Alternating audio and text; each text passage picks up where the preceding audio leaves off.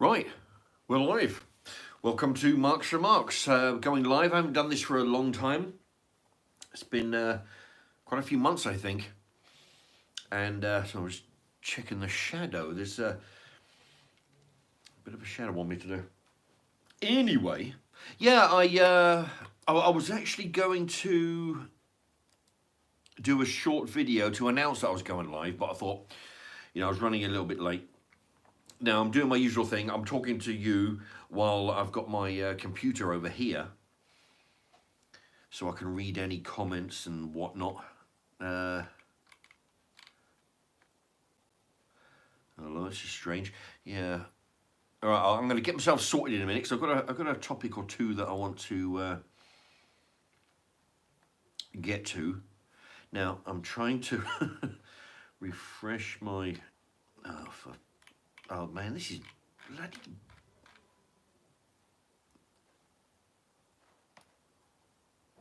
Every time I want to go live now, you see, the thing, it used to be fine.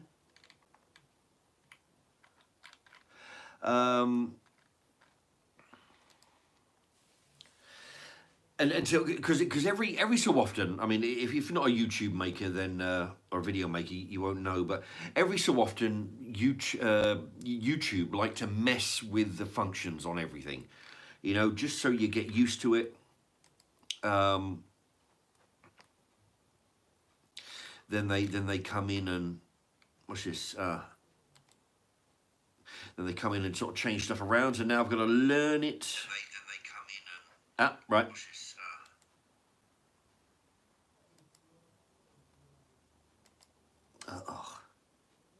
Okay. Okay. Now, what I want to do. Let's see. Oh, we've got a few people in the. I'm having to go a bit closer because I'm not wearing my glasses, so things are a little bit blurred. Okay, we've got a few people in. Now, what I want to do is. Before I pour my vodka drink, I've got a few letters here over the last few months regarding the TV license. Now, in previous live streams, I've discussed how full of shit the TV license people are and what to do. There's plenty of videos out there of how to deal with these people. And, hello. Maybe on timeout for a different lengths ranging from 10 seconds. Right. What was I talking about? So I'm distracted because I'm looking at my picture frozen over here on the computer, which there's a few second delays, and okay, yeah, there's lots of videos out there. If you type in TV license Goons, that's a good one. It bring you hundreds and hundreds of people dealing with TV license people and whatever to deal with it, wrong ways and right ways. Anyway, so yeah, I haven't had. Let's see. It's got to be about over 5 years since I first started to get letters regularly from the TV license people. What they would do is they would write to you every so often, saying, is it still the case that you don't need a TV license? And you'd phone them up, or you go on the internet and you say, yes, I don't need a license, and they'll leave you alone for a while, and then they would send you a letter a year or so later, or a year or two, saying, is it still the case? And then, yeah, and then I thought, fuck them, I'm not going to, I just stopped replying to them. And now what they do, they send me letters every once in a while, quite threatening, some of them. Well, it's sort of mildly threats, saying that your case is going to the what they call it, the investigation department or some shit. Oh, hello, Rob Marshall. This is very small on here. I can't read it, so I have to go over here. Okay, just a quick. I don't know that. Oh, there you go. Oh, so. Ben says, hi Mark, to see you live, hope you are well. I am, thank you very much, not too bad. Bit of a sore throat actually, just as I'm talking so much. And we've got Rob Marshall, a rare live, Mark. Oh, and Mike Lloyd. Mike. Mike Lloyd, 76. Hey Mark, hope you're okay. Did you? Oh, actually, there's a. Okay, some of it is blocked because for some, I don't know how. If you put that on there, there's a heart on there, on the message. It's blocking out part of the word. This is, did you something the cream soda with vanilla? No, actually, I tried. It was Coca-Cola with ice cream that I made myself. It was nasty. I don't know what the problem there was. So what I figure is I'll either try and get the proper recipe or just stick with the cans. I've got a few cans in the fridge actually. Some cream soda. I bought a Schweppes cream soda. I've got a root beer. Now that'd be interesting. I haven't had root beer since McDonald's used to do it when I was a teen, younger than a teen perhaps. Root beer, yeah, I mean, that's got to be a long time ago. Anyway, so I got that and a few other drinks. Anyway, so what I'll do, I'll just fold this over. Yeah, this is one of the letters. This one is dated. Actually, this one's July 2022. So that's quite a while back. The usual stuff. Dear legal occupier. So they don't even know my name. That's a blah-de-blah, lots of digits in that code has been issued against your address. We use it to target unlicensed homes like yours that require a visit from TV licensing enforcement officers. Or Goons, as they're named on the YouTube videos. All right, this letter is a formal this letter is a formal notification that your details have now been passed to our Oxford enforcement team, and you could be visited anytime, day or evening, weekdays and weekends. So basically, I mean, this is exactly what they write. Every single letter that they send, it's always the same. We've passed your details off to some enforcement investigation agency, so beware. Nothing ever happens. In fact, all the time, I've got 3 here, but because I just toss them out, well, in the recycling, you know. But I've had loads in the past, and for as long as I've been getting the letters, I've only ever had 1 red card, which is basically when they knock on the door, you're not in, they write, a bit like the postman when he got a parcel for you, you're not in. They'll write, you know, we visited today, you weren't in, so we'll come back again. Put the note through the card through the door. Only ever had 1. So, okay. And, yeah, so I mean, that's in all the years. So, yeah, you know, usual shit that they're going to be maximum penalty, £1,000 fine. Of course, the trick is, of course, like I'm always saying on every time the subject comes up, you don't let them through the door. Although I did watch a video. I've been watching a few videos over the last week. Just to recap, I like to keep, you know.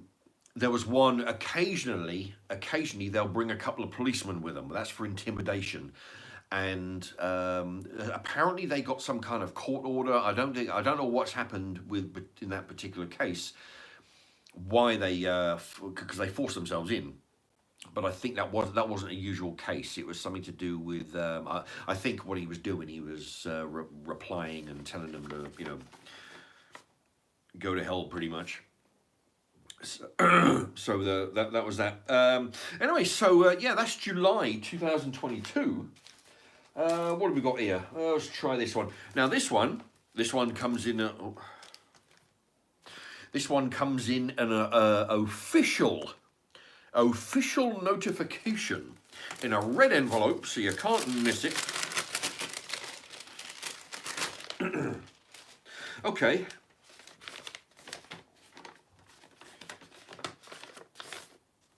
Now this one, there you go, official notice. Please read carefully in bold red letters.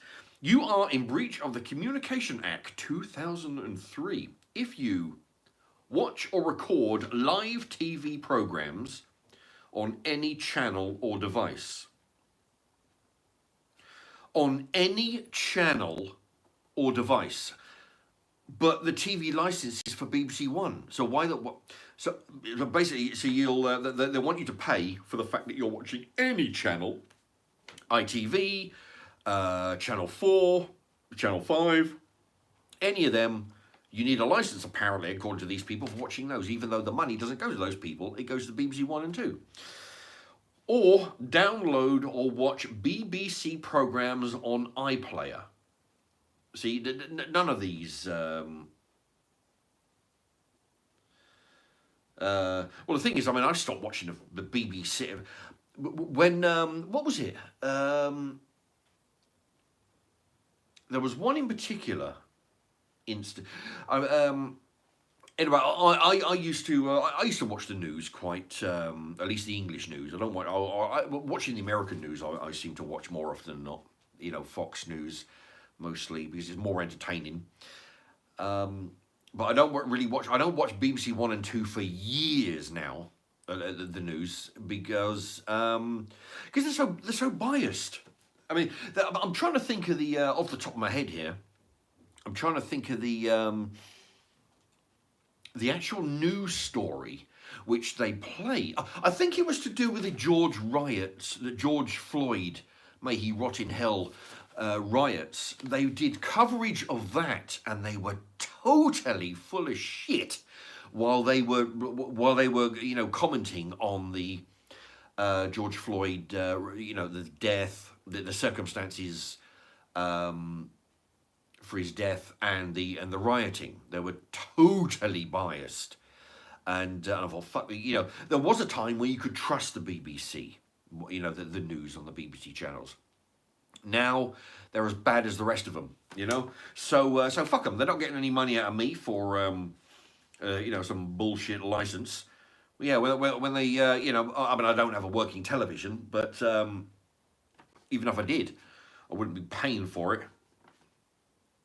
Because of the bullshit, stuff that they're churning out. You want to entertain? I mean, that's the thing.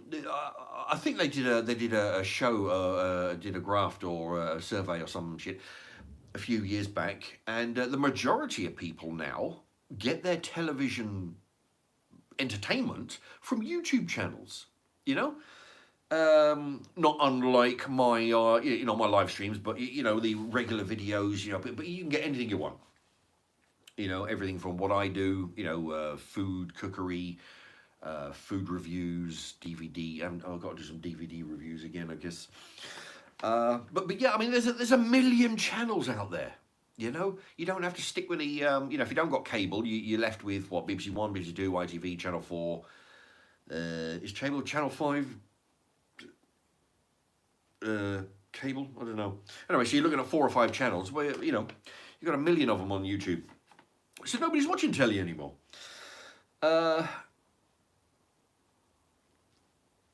As we still have no record. Oh, this one, by the way, is November 2023. So this is 2 months ago. This came through the door. This official notice. As we still have no record of a TV license at this address, by law we have no option but to continue with our investigation, which they've been doing for years now, and they keep telling me they're going to be doing an investigation. Nothing's come of it, so fuck them, So, I mean, that's no big threat for me. You should now expect a visit from Oxford enforcement agents, officers. I've been waiting for them to knock on my door. Like I say, I've only ever had one card to say that they've been round, and I weren't in. It's probably at work. But I'm telling you, when they do knock on the door, I'm going to be filming it on this phone, whatever, the iPhone or whatever phone it is. I'm going to be filming it. And I'm going to put it straight onto YouTube for all my fans, all my subscribers to take a ganders. Okay, so a quarter of an hour in. Yeah. Okay. Let me just quickly go to the. What's that? Mick Lloyd. Did you try the cream soda? Oh yeah, we've had that one. Cream soda. Yeah, I've got a few more cream sodas in the fridge. Darren Grove, hi Mark, hope you're okay. I know your years ago. What? I know you. Oh, Oh, okay. Darren Grove. Hi Mark, hope you are okay. I knew you years ago when you worked for John Lewis in Blakelands. Ah, really? Yeah. I tell you what. Oh, well. Thank you for joining the live stream. Um, yeah, that's the thing. That was a long time ago. Wow. I mean, I'm sure if I saw a photograph or saw you, I'd recognise you. But yeah, that was a while back. Yeah, but Blakelands. Yes, that was building one, I think. Over at Magna Park was building two. I've worked there, and building three. I've worked there also. Yeah, Blakelands. Yeah, Blakelands. I was in the stock returning to the racking department. Uh, that was myself and a woman supervisor. Yeah, we used to all the stuff used to come in. We used to put it back on the computer, run it around the warehouse on a little truck. That was me. Anyway, so welcome, Darren Grove. All right, Street Jazz. How have you ever had a TV license? And I shall get to that. Melissa Hyde, hi Mark. Would you do audit Vide? Or you know what? There's a little heart blocking. For some reason, there's a little symbol blocking the bloody end of the message. Hi Mark. Would you do an audit? I presume that's video in supermarkets, on buses, at car dealerships. Interesting. Yeah, because I can't go live outside of the house. I think I'll have to. I don't know what. I don't know. I'm gonna have to get that sorted probably. But I can go in the house. I can record outside the house and then come back and But be interesting. Yeah, if I can get it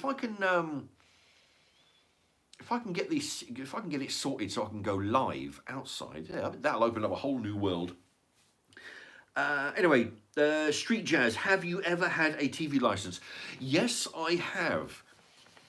I mean, 30 years ago, I bought this dump when I was about 20. Well, I took out the mortgage when I was 21. So shortly around that time, what I did, this is back in the day. This is a little trick that won't apply now, but back in the day, I did a video. I'm pointing over there towards the kitchen, but I did a video where I found some stamps up in the loft. And what there was a little book. You buy stamps for the post office back in the day. Lick them, put them in there, and you save up, and you can when you got a time, you can pay for your license, water rates, car tax, all this other shit with the money. But bit like going to. Bit like going to the co-op, or I think Tesco used to do them. You buy the £1 stamps out of the machine, stick them in a book, and you pay for your groceries with them, at the end of the year or whenever you want. So what I did, I bought the TV license stamps and I stuck them in the book. And what I'd done was I had a television and I had the book full of whatever it was back then, 50 quid, 60 quid, in stamps on the telly. Okay, it was not on the telly. So the idea was I would just drag it out for as long as I could. And when eventually I had a woman, it was a woman actually, she knocked on the door. Hi, I'm from the TV license people. You don't have a license. And I'm like, yeah, no, thank you for knocking. No, the thing is, my television broke and I actually bought one yesterday, which is, I was lying out my ass. But I said, yeah, I bought the telly only yesterday and I'm actually just about to go down to the shop and buy the license, like in about sort of half an hour. And she goes, no, that's fine. And I said, look, I've got the stamps upstairs. Okay, and I was actually going to go to the shop in half an hour to go buy the license. And she's like, no, I can do this here at the door. So, I was like 21 at the time. I didn't know anything.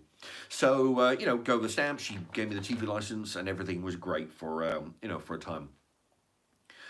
And I was watching the television for like 5 years with the same stamps on top of the telly, waiting for them to come round to demand that I get myself a license.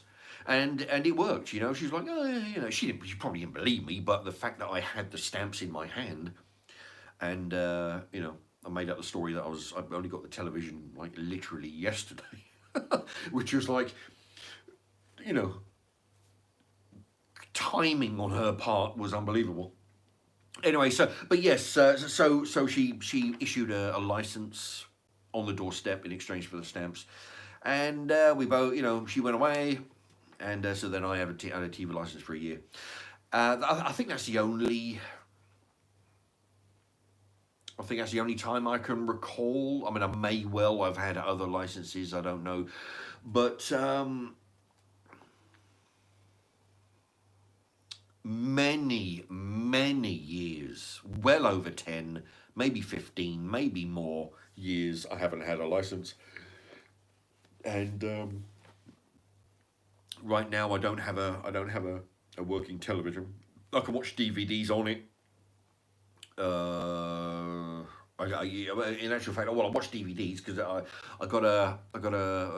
I did, my DVD player, because what happened was I'd have to watch the DVDs on the DVD player and games on the PS3. I got a PS3 console, and then the DVD messed up, a while back. And then I thought, well, wait a minute, I don't need to buy a new DVD. I'll just buy a PS3. I've got the PS3, so I can do the two in one. So I play movies or games on the PS3. So that's yeah. So I don't have a license, not for many.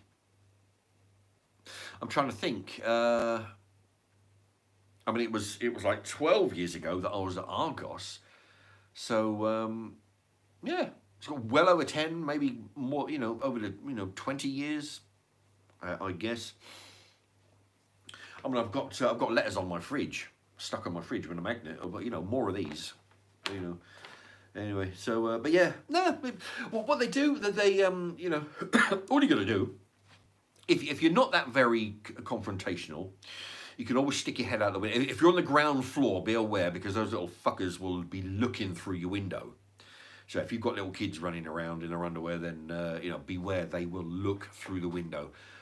So to try and catch you watching it. Well, they'll be trying to catch you watching a telly. But if they get a glimpse of your 5-year-old in her underwear, then great. Good for them.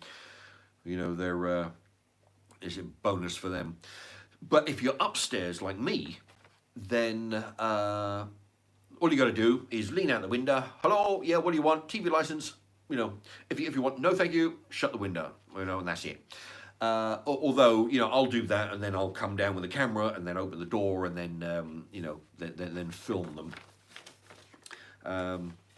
But yeah, tell you what, there's been some cheeky fuckers. I've watched. You watch some videos, right? You get to see them. You got the guy who comes to the door, right? The license guy, customer on the inside of the door with a phone. Open the door, and the first thing out of the mouth, "Hey, do you live here?" You're like, what? It's like, who the fuck are you? They don't introduce themselves. They say, "Hey, do you live here?" Can you imagine if a stranger knocked on your door, you open the door, and they said, "Yeah, is this your place?" You say, like, "Fuck off." Slam. Who the fuck are you to be, nosy shithead? But that's what they do. They'll because what they do, they're trying to establish, and if a guy is holding a camera, they're like, "Oh yeah. Like that, is it? One of you lot. Yeah, okay, I'll get it. Like this, who the fuck?" They don't understand that you're an Englishman in your own fucking house in England. You can film what you like, and you don't have to justify it. If you want to stand there at your front door with a video camera, who are they to be going, "Oh yeah, one of them lot"? No, you're an Englishman. You can do what the fuck you like. You're a taxpayer, probably. And they seem aggrieved when they're being filmed. They're on your doorstep. What's the other bit? Yeah, some of them say that they're going to they'll threaten you with court proceedings if you keep on filming them. Some of them, and what I find especially cheeky, all right, is when they say they're at your door, right, and you're denying it up and down that you don't got to tell you, and they say, "Well, tell you what, look, can I come in and just check? If I just check 5 minutes, then we just chalk you off the list and we go away and leave you alone for another couple of years." And you say, "No, I'd rather not have you in my house." And they're like, "What? Why not?" Like they got a fucking right to come into an English, I say the Englishman's house, Englishman's house is his castle, right? When you deny them access, they're like, well, why not? You know, I'm asking you, can I come in? You know, why are you denying me access? Like this, it's sort of cheeky fucking, you know, the nerve of these people. Anyway, so I'm looking forward to the day that they come round so I can film it. And what I do, depending on what kind of a mood I'm in, all right, well, what I'm going to try not to do, because the worst thing you can do is getting into a conversation with them. Because it's just like when you get in a conversation with the police. Same thing. They want you to talk. Okay, so the more you talk, the deeper the hole. Well, even if you think that you're not saying anything incriminating, you can slip up. Like I was watching one video, you know, and the guys have an argument at the front door, and I'm thinking to myself, if that was me, I'd say to the guy, listen, you better piss off. I'm going to go upstairs. I'm going to drop a telly out of the window onto you. All right, so you better fuck off. And then it dawned on me that that's exactly what he's waiting for. He said, oh, you have a TV, do you? Oh, that's very interesting. Thanks very much. I'll make a note of that. And it showed me, that was just a reaction that I had to watching this video. But it showed me immediately just how easy it is for you to slip up. The more you flap your mouth, the easier it is for you to land yourself in it. I mean, because I'm the type of person who would, you know, probably say that, and you know, if I could find something, you know, something I could get through the window without smashing the window, I could probably, you know, I'd probably do that, you know, a toaster or something, you know. But that's just me. But it occurred to me that, yeah, that's exactly, they'll write it down. Well, Your Honour, he said that he would drop a television on me from the upper store window. And I'm admitting to having a television, and you see. So what I'm saying is that, you know, the more you talk, the deeper the hole you get in. And so what I'll probably do, if I'm of the right frame of mind at the time, is open the door. He'll say, you know, do you live here? So who the fuck are you? He said, oh, I'm a TV licensed person. And the other thing what they'll do is, you know, ask for identification. They're like, yeah, there you go. And you're like, you know, license. Yeah, there you go. And they're like, and then they spend 5 minutes trying to tell you, well, I just showed you my identification. What the fuck do you want? That's another trick. But you know, because the thing is, what you got to remember is, when I was a youngster, you don't hear about it much, but I guess it happens. What you do, they'd prey on the old people, the old and stupid and vulnerable, is you'd get some guy at the door claiming to be from the gas board, right? And they'd be like, yeah, I've come to check your meter and over. We've had a few instances where there's been smell of gas in the street, you know. And so can we come in and check your pipe in the bathroom? And you know, the old folks who don't know any better were like, oh yeah, come in. Next thing you know, they're rifling through your, you know, jewelry box and you know, going under your mattress trying to find all the cash that you've got stored under there. And that's what they would do. So him going, there's my license, you know. There's you know, there you go. Yeah, there it is. So when they start doing that, you just figure, fuck them. They're bogus. If they don't want to show their identification, it's not like there has been videos where some people, they have shown their identification for the camera on these videos that you know you can watch. And there is nothing on there that they should be frightened about. What it says is that they're from the TV license inspector, and it says their name. It doesn't say their address. It says an expiry date for the license. It doesn't say their address. It doesn't say any personal details. So there's no reason why they should not show you the identification when demanded. And the fact that they're waving it all over hill, you know, and then explaining how they have shown it to you. If they won't show you the identification, just shut the door. They could be a bogus guy. They could be coming in trying to pretend they're from the television license. Oh, that reminds me. Another cheeky bastard. There was this guy, right? He come out of his front door. He's in a block of flats, right? And he's filming the TV license guy in the hallway, and he's banging on the neighbour's door. And this TV license man, right? He's established that it's a TV license because he's arguing with this guy. He's banging on the door next door. The guy opens and he's going, yeah, hi, I'm from the electric board. Yeah, can I come in and check your... And the guy with the camera is screaming at him saying, no, don't let him in. He's from the TV license. That's how they get in your house. They say, "Oh, I'm from the electric board," or I'm from the council. We've been, come to check that there's no leaks coming out your pipes and all this kind of stuff. Make sure there's no drips coming down. They will, and once they're in your house, then they're not leaving. you know. But that's how devious they can be. Well, when a guy walks up to your door and from the TV license and claims to be from the electric board, what kind of devious shit is that? Anyway, so yeah, so what I'm going to do, I've been talking a long time on this subject. Shit, I want to get off and possibly talk about something else. And this one. Oh, and this one's from December 2023. So it's only 2 months after that one. This one, local investigation active in pushcode's on there. Local investigation active. As there is no record of TV license at this address, we have authorized an enforcement visit. It is a criminal offense to watch programs or device, download bullshit BBC programs. Last year, we investigated an address every 10 seconds. Wow. That's about as truthful as their detector vans that they used to have. Yeah.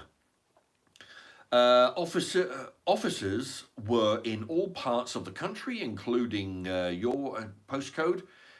Every day, they knocked on around 5,000 doors. Weekdays, evenings, and weekends. Yeah, same old shit, So, yeah, like I say, when they knock on the door, if I'm of the frame of mind, I'll just open the door and I'm going to try not to talk too much with them. I'll try and get their identification. And then, there's been other guys that follow them down the street. Yeah. They're going, up the street and they end up calling the police on the guy with the camera. But yeah, I might do that, So, anyway, here we go. Co-op vodka in my my usual pot noodle tub. My favorite. Where we at? Right, I'm gonna go for. And I splashed out on some bar cola. Now this is £1.19, which is about. Well, it's twice as much as co-op cola, actually. So, pushing a boat out. Yeah, co-op cola is about 65p for 2 litres. It's actually not bad, though. You should give it a go. I've done some... if you type in Marks & Marks fizzy drinks or Marks & Marks drinks, but yeah, sometimes I like bar cola as a bit of a change. It's a bit nice, Anyway, so that's what I'm doing. So, yeah, I've been waiting ages for them to come round. But yeah, I mean, for me, it's really strange, the mentality I find that these people have, where they can knock on your door, refuse to show identification, they want access they want to be invited into your house in order to fuck you out of a, 150 quid TV license, which you don't need. And the fact that they're taken aback when you refuse to let them in is unbloody believable. The neck on these people. You knock on a stranger's door and you get offended, or it could be that they're because they're trained. To how to deal with it. Anything you say to the TV license people, they've heard it 50 times before. But yeah, they don't like to be filmed. So yeah. Anyway, so that's that. I'm going to get off that subject now. I've been talking about that long enough. Okay. Let's get to. Right. Look at this. Okay. Right. The last one was Darren Grove. Okay. So then we have Street Ease. Have you TV license? Melissa Hyde. Hi, Mark. Would you do an? Oh no, we've had audit. Yeah. If I can get I might do some filming around the supermarket. If I can, going live would be really good.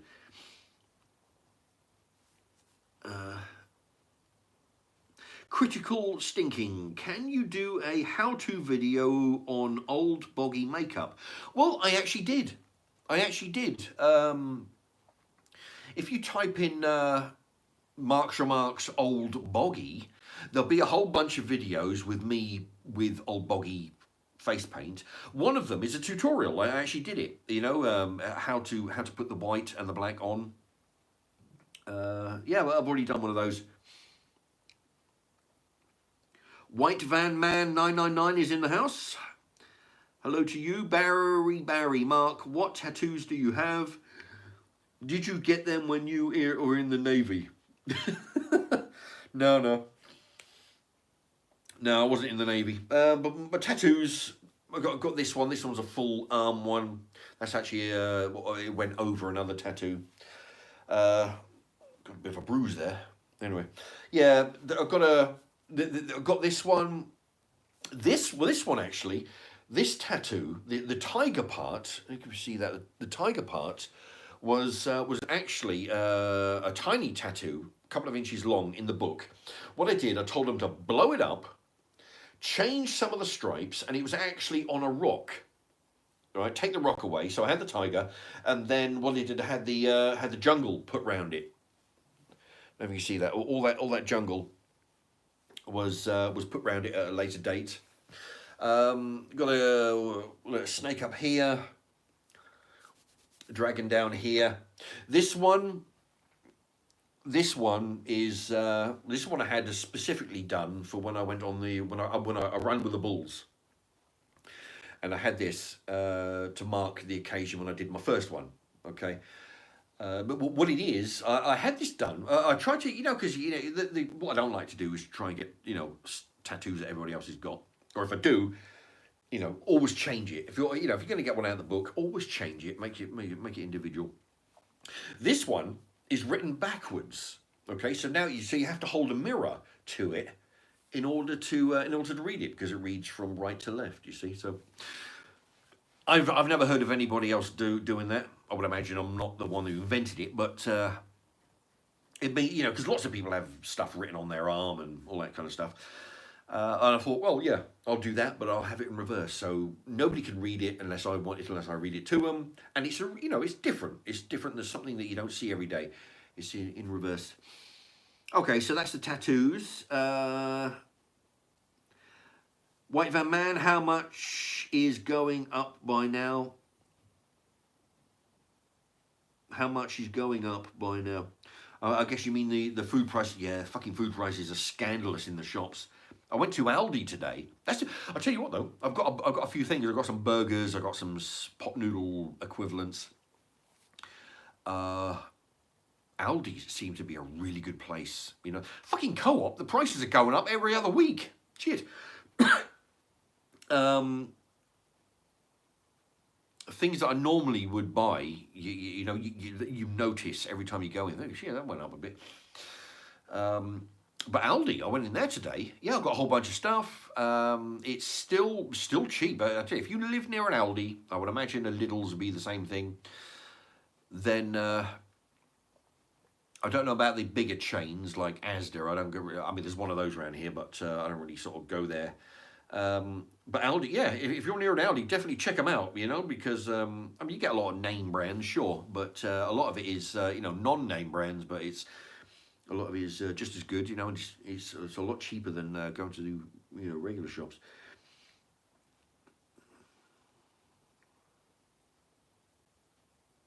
Barry. Oh, I think he's talking to somebody else. Apparently, he's a Scotsman. Barry. I'm up in Motherhood. Barry. Oh, yeah, we're having a conversation. Good. All right. Hazel B says, yeah, don't talk to them. You don't have to. Indeed, you don't even have to say hello, goodbye, nothing. Just open the door. Yeah, what do you want? Who are you? I'm the TV license guy. No, thank you. Bang. And there's actually videos of people do that. It is something that happens. You can do that. You don't have to say goodbye, nothing. Just, no, thank you. Shut the door. The more you talk, the more they write it, because what they'll do, they'll memorize it and they'll write it down, and they'll, a bit like when you say anything you say can and will be used in evidence against you. That's what they do. Is the more you talk, the more you're going to dig yourself in. So yeah, but I'm waiting for them to, I'll I won't say a word. I'll just follow them. I'll follow them for up the street. But yeah, I'm hoping it will be soon because fuck me, I've been waiting for ages, and I want it to be a really interesting video. Hazel B, don't even open the door for him. Yeah, I mean, you don't even have to open the door. Shout through the letterbox. No, thank you. And yeah. Jack England, hello Mark, good to see you live again. Thank you very much, Jack England. Welcome to the live stream.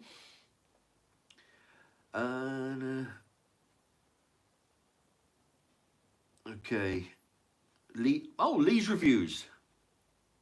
Oh, Lee's reviews, is it? Hey Mark, how are you doing? Not too bad, thank you. Lee's reviews. In actual fact, Lee's reviews is he's been with this channel.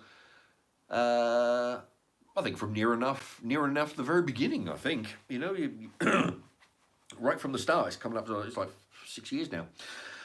Lee's reviews has his own review channel. So if you have a mind to check him out, I guess you can get to his channel by clicking on his logo, I would imagine, and that will take you right there. If not, just type in Lee's reviews.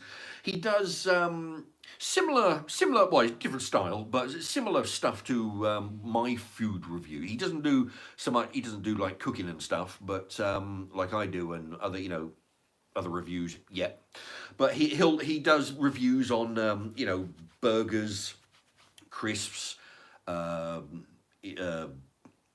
alcohol reviews, all this kind of stuff, all products. So Lee's reviews, yeah, if you click on that after you finish watching my live stream, of course. All right, but yeah. Actually, yeah, I remember Lee's review. You wrote to me the other day asking about. You were telling me about your alcohol reviews. You were saying they weren't. You were saying your alcohol reviews are not as popular as your other stuff. And what I said was, yeah, if you remind me on the live stream, but now that you're here, I can remember. Yeah, I mean, from my advice, for what it's worth, I mean, I've been doing it for a while, but I mean, even I am, not an expert. But you say your alcohol reviews are not doing as popular as your regular videos. I noticed, because I went in your channel, I noticed that you don't have playlists like I do, for example. I'll have a playlist for stuff from Tesco, from Asda, from Iceland, from the Co-op, alcohol reviews, DVD reviews, everything, money saving tips. I think they're in a separate live playlist. I do a series on doomsday prep, what to prep in the case of a shit hits the fan kind of scenario. Like if if the Chinese decide to share another plague with the world, then what to stock. So on the playlist, and my allotment. Anybody interested in chickens, go onto the playlist under my allotment. Be chicken. So everything is segregated. So if they went onto your playlist, they could go onto, I fancy looking at crisps, or I fancy looking at pot noodles, or I fancy looking at alcohol, and they could just click on the alcohol segment.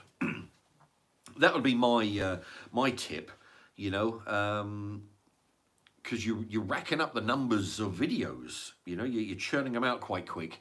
So eventually, it's going to get difficult for people to find specific videos or even specific topics. So my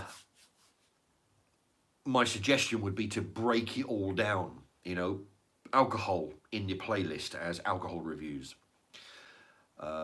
crisps in another playlist, fast food, you've done some McDonald's burgers reviews, put that in fast food reviews. That way that would cover McDonald's, Burger King, Kentucky Fried Chicken, pizza, it all under be fast food reviews. So that would make it easier for people to find, and that might help, bring the numbers up that you were looking for.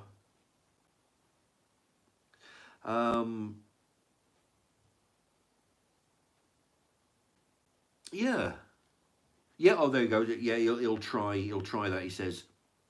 Yeah, you know, because I tell you, because I didn't start doing playlists until I got 100 or so videos into the channel. And let me tell you, it's a pain in the ass having to go through all the videos and segregate them one by one into different playlists. It's a pain in the ass. So now, of course, what I do is when I film it, I load it, then put it into a playlist, and it's all done there and then, you know. But yeah, for what it's worth, it just makes it easier for people to find, and that'll hopefully bring your numbers up. And also, you know, you might want to consider going live. You know, doing a live stream. That would that'll increase your viewing hours, and it might increase your subscriber count. You know, people will stumble on your channel going live if they like the kind of stuff that you you know are saying. Then they might subscribe. That would help. You know. Let me see. Oh, Jack England. What does it say? I presume you're talking about the tattoo. It reads, there you go. You gain strength, courage, and confidence by every experience in which you really stop to look. Hello? So I was looking at the screen and there's a big banner. You gain strength, courage, and confidence by every experience in which you really stop to look fear in the face. I had that done before I went on my first bull run. Now, I'll tell you what. Now, I'll tell you what though, there's a huge shout out to Basil Fawlty, one of my favourite TV shows actually. I've got the DVD box set. Basil Fawlty has donated £10. Big thank you to you, and I shall toast to your good health. Basil Fawlty writes, Been a while since Mark. Been a while since Mark has done a live stream. What's your prediction for the UK in the next 10 years? Will things improve? Well, or get worse for us native Brits? Mass migration is making me feel a foreigner. Indeed. Yeah. I tell you what, it's gradually going down the shitter, and you know, like, well, because every generation says, oh, let me tell you, things are worse now than it was in my generation. Of course, as a kid, you hear this and you know, shut up, you stupid old bastard. But when you get old enough, you actually do realize how bad things are actually getting, because one, you're old enough to see reason, like I am. I'm 53 now. You see reason, you know how the world works, and you know how the world used to work. And let me tell you, it is down the toilet. Yeah, you're right. Immigration has gone amok. Which I've seen for a long time. You work in any warehousing, any big warehousing, well, any warehousing anywhere really. The workforce can be. I've worked at John Lewis. I've worked at Tesco especially. You're looking at 8 out of 10. I tell you what, I don't even know where the English people are going. Fuck knows where they're going, because 8 out of 10 people in the warehouse are, you know, the Johnnies. So I don't know where the English people are getting, where they're going, because they've been, but yeah, 8 out of 10 are foreigners, and it's like that in a lot of places. And it was really bad years ago. You know, we're looking at less than 10 years ago. I mean, I've said this before. You go into a warehouse, is 8 out of 10 are the foreign Johnnies, right? The foreigners. Also, the management See, what they do, the company employs if you've got any of the foreigners in who are smarter than the average, okay, they would immediately start throwing promotions at them to get them to be foremen or leading hands or supervisors. That way, the English managers don't have to be dealing with fucking Polish problems because there's a language barrier. And, you know, so what they do, they promote the Polish lot into supervisory positions. So now they get to lord it over whatever English people are running around. And also, they will be looking out for their own countrymen, you know. You want to go on the forklift? Excellent, I'll put your name down, you know. You want overtime? I'll put your name in there. You know, you want to transfer into a different job? I'll put you in.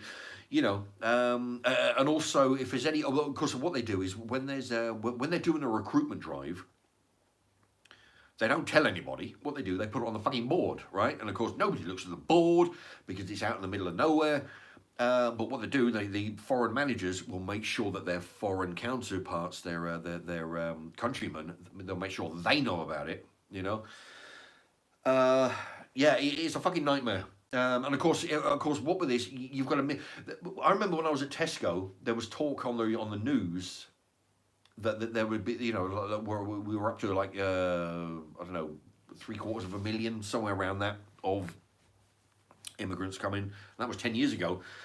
And of course, what's it going to do to wages?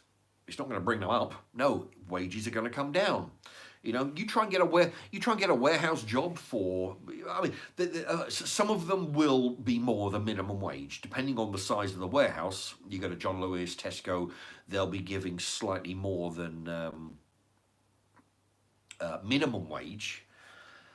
But you go to a smaller warehouse, that's what you're looking at. You know, minimum wage.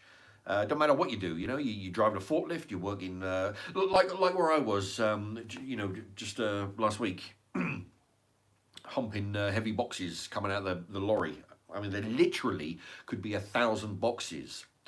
I looked at the, just shits and giggles, I was looking at the outer box, and it was like approximately around about 9 kilos a box. 105 on a pallet, which we would have to take from the lorry to put them on a pallet, 105, and there was like 10, 12, 15 pallets worth. So that's well over 1,000 boxes having to hump like this.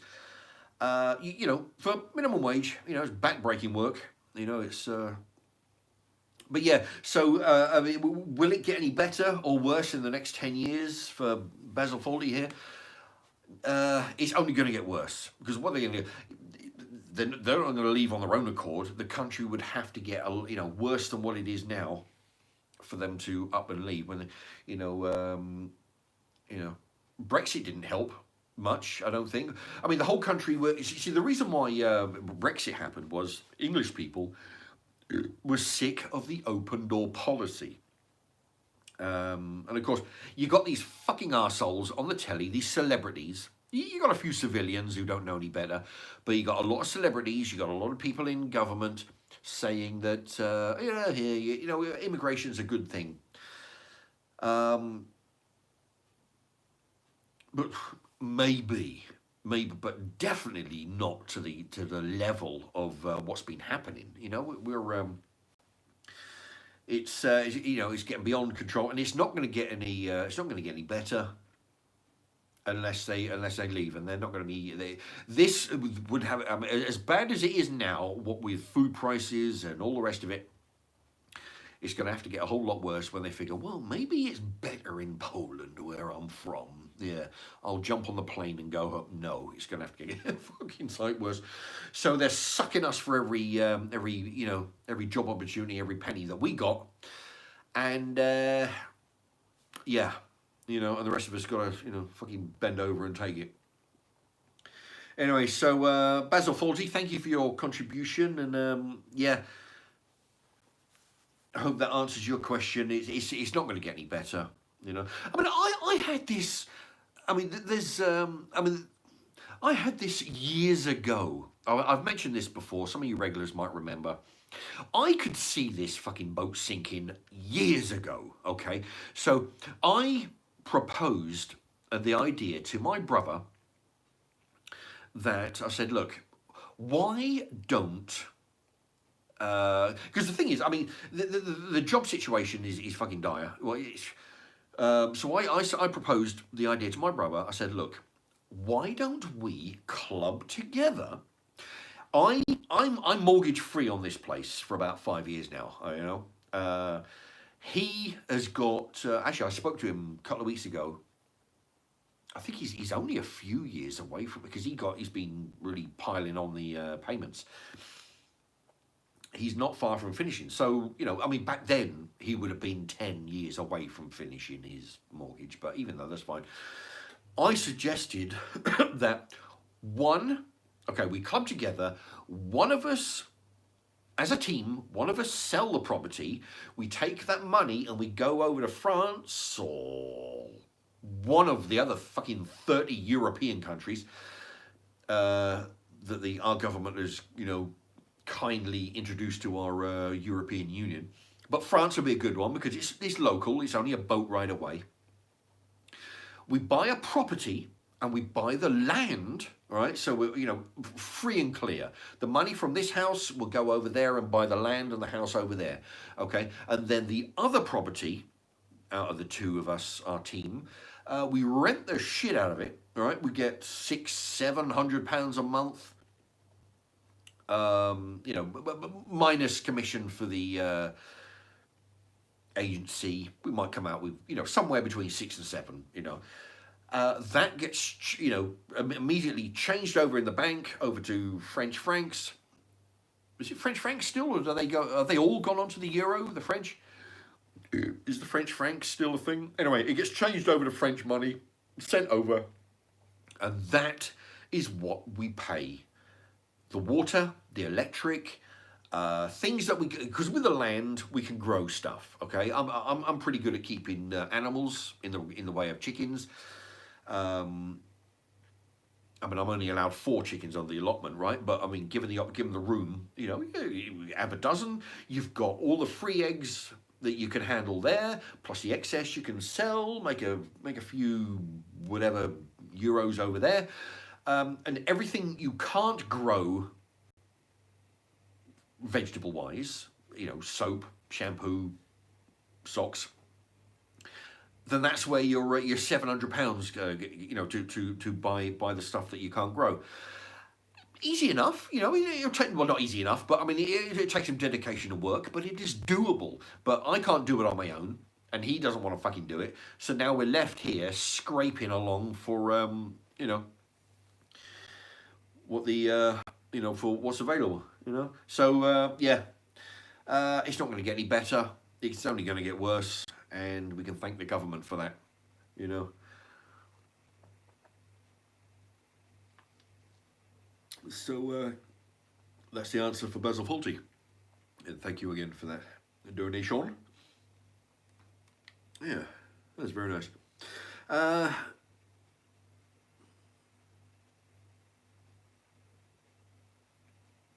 Right, oh, that's Lee's reviews. He's talking to somebody. Oh, hello.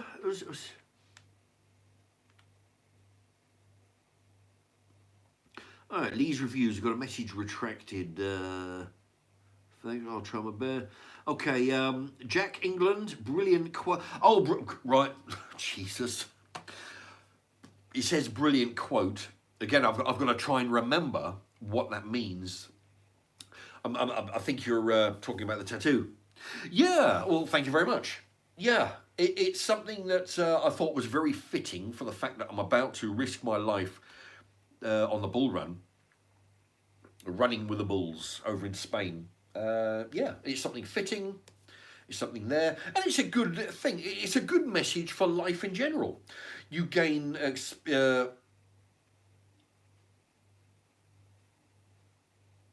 I forgot what it.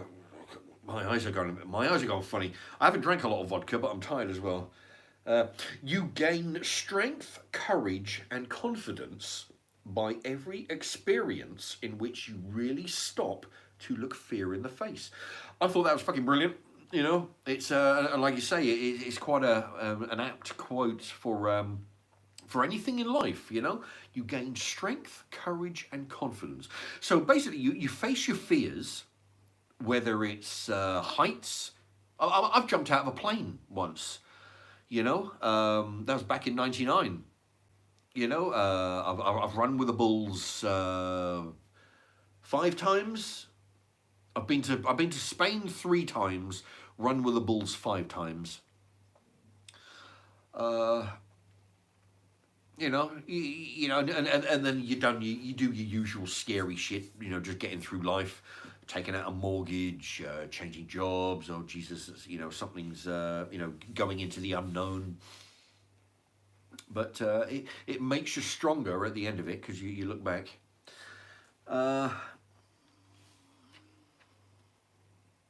Yep, Jack England says cheers, Basil. Right, War Ready. What's your thoughts on Palestine? Well, the fact of the matter is, I don't give a flying fuck. You know, I watch on the news. In fact, I've been working non-stop over the last week, you know, fucking long hours, and I've been near dead by the time I come home. So I haven't really been watching the news, but in the previous weeks, I've been watching the news, the Fox News. You got all kinds of murdering going on in Palestine with the Jews fighting each other and everything else. You got these dopey fucking kids in New York and all kinds of in American cities all chanting. What was it? That's something about the river. Somebody remind me. Something about the river. I can't even remember what the quote is. You know, some slogan they've got from the river to the Rhine, not the river to the Rhine, but facts of the matter is, I don't give a shit. You know, they can kill each other all they want. Doesn't interest me in the slightest. You know, if they look more like me, then you know. White, then I probably would. Which I tell you, before you start going, oh yeah, Mark, you know you're an asshole. Yeah, I am an asshole. But that's exactly the mentality that Vietnam veterans had against the English who were fighting the Germans, right? The Americans apparently, from what you watch programs, interviews with Vietnam vets. It was easy for them to kill Vietnamese because they looked different. You know, it's easy to harm somebody who doesn't look like you. Okay, and they found it not easy, but easier because they look different. They sound different, they dress different, they're all different, right? So it's easier for that. Whereas the English fighting the Germans, they actually looked, I mean, aside from the uniform, they're pretty much indiscriminate. You can't tell the difference between them, you know? Basically, you've got a German and an Englishman. Without the uniform, they look exactly alike. So apparently the English people had a slightly harder time killing people who look, I'm not saying that it's not impossible. So with that rationale, because they don't look, they don't resemble me in any way. It's not just that. I mean, fuck them. They're foreigners. I don't care what they do. They can do what they like in their own country as long as they keep it there. And don't bring their bloody bullshit mentality over here, like we get a lot because of the immigration. They bring their lax laws and lax morals over here and start wreaking havoc, and then we got all kinds of trouble. So at the end of the day, yeah, I don't care. Fuck them. You know, they can do what they like, murder each other. I don't care. Let's see. Oh, George C is in the house. Hello to George C. Evening to Mark and the chat. Just joining now.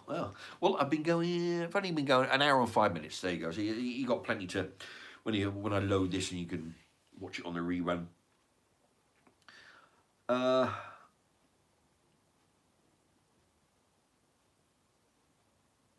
Yeah, Lee's reviews. It says he'll make a playlist, and he's going to go live over Christmas. There you go.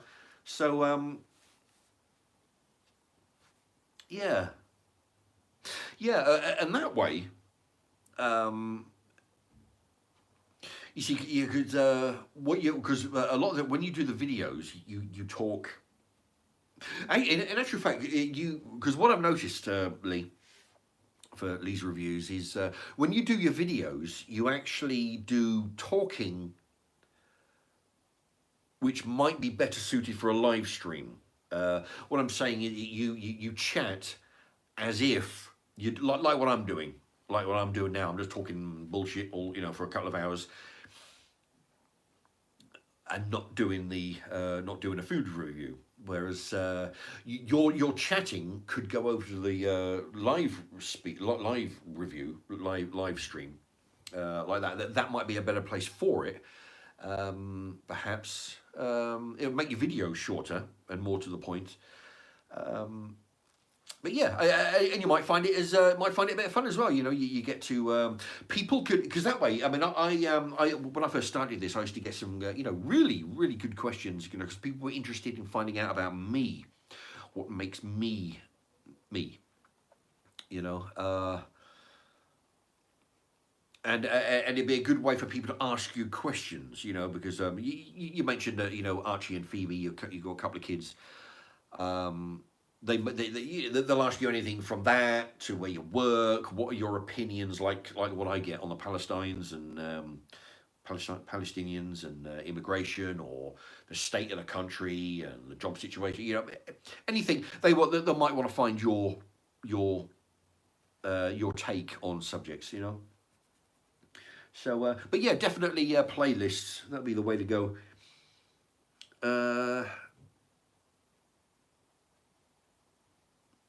White Van Man, I pay 650 quid on this property in Northamptonshire. 3-bedroom, semi-detached. Would love to buy a camper van and live off grid. Yeah. Yeah, the Americans do that. Oh man, I mean, what they'll do, they'll spend a bit like a mortgage where you spend 25 years. They'll spend 25 years paying for a camper van, and when they retire, they go live in a camper van and go around. They seem to get a lot of breakdowns though, a lot of problems with it because you're carrying fucking tons of weight on there. But yeah, smaller. Yeah, live in a camper van, go off grid. It can be done. You just gotta. Yeah, I mean, if yeah, it can be done. You imagine how much money you'd save if you were actually able to camp in the car park of the company where you worked. It'd be save you on bus fare. Camp near the shops, or travel around. It'd be, yeah. 650. I'm guessing Northampton, 3 bedrooms. I'm guessing that's a month. 650. Yeah. Yeah. Here in Milton Keynes, that'll be the sort of minimum end. Here in Milton Keynes. Newt, hey Mark, good to see you live again. Thank you very much, Newt. At something Bearmont. Hello, Mark. How are you? It's Etienne, Bearmont. I'm not too bad, thank you. Newt, you thinking about the? Are you thinking about the Hummer? No, the Humvees. No, I mean they drink. Have you seen those shit? You don't get any mileage out of them. I mean, you could live in one, I suppose, if you strip it out. Well, no, I mean, you probably sleep in it. You probably couldn't live in it. But yeah, I tell you what, if it's interesting. There's lots of videos out there. There are people with pickup trucks, a bit like. Well, I used to drive one when I was with the council. You've got your cab, and then you've got a flatbed on the back. We used to put this huge machine in it to suck up all the leaves off the road. Man, that could shift. Let me tell you. But yeah, a flatbed. What this one guy I was watching, right? He's got a truck with a flatbed on the back, just a regular pickup truck. He's put a shed on the back, and he's got everything from his bed. He's got a cooker. He's got a fridge. Everything you need in there, and he'll just travel around. I think he uses it more as a recreational thing rather than a home. But he'll drive and he'll go, you know, water skiing. You know, he'll drive a bunch of miles. But yeah, yeah. I mean, if you have the know-how, instead of buying one, you could, you know, basically turn your flatbed, put a shed on it. You know, you could actually, I don't know, go a certain height, but yeah, yeah. I mean, you know, even if it's something where you can, you know, travel in it and sleep in it, maybe not live forever, but you know, yeah, go onto YouTube. There's thousands of videos on that subject. Oh yeah, there you go. Beaumont. From the river to the sea. Thank you. That's the phrase I was looking for. Yeah, was it Palestine will be free from the river to the sea. Yeah, it rhymes great, but yeah, fuck them. Let them kill each other. I don't care. But yeah, but that's another thing about what they're doing is you've got other countries' problems. You've got dumb shits in America who are thinking, oh, that sounds really good. I'll do that, you know, and then they're going down there chanting this stuff. Fuck them.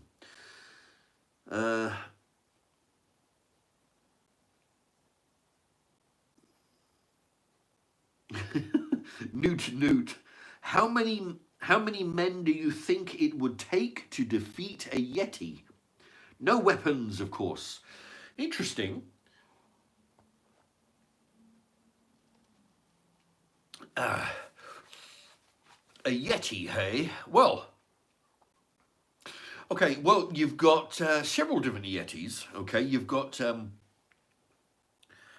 fact, the English title will be different to the English one. You've got, I'm thinking Bigfoot and the Hendersons. It was an American movie, I can't remember who was in it, but Bigfoot and the Hendersons.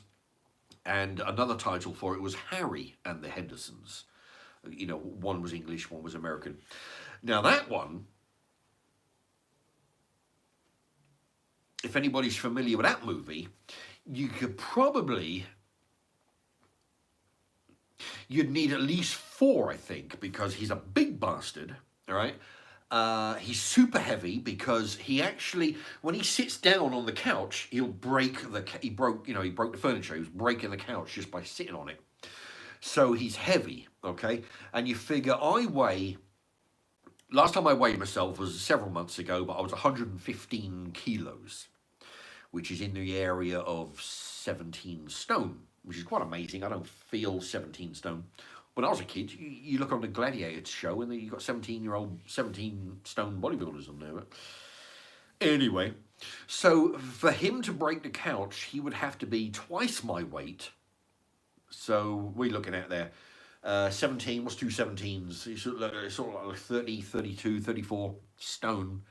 If he's, I'm 115 kilos. If he was 200 kilos, you know, enough to break a couch. Yeah, I mean, you would need, well, no, actually, I was thinking 4, but you'd need at least 8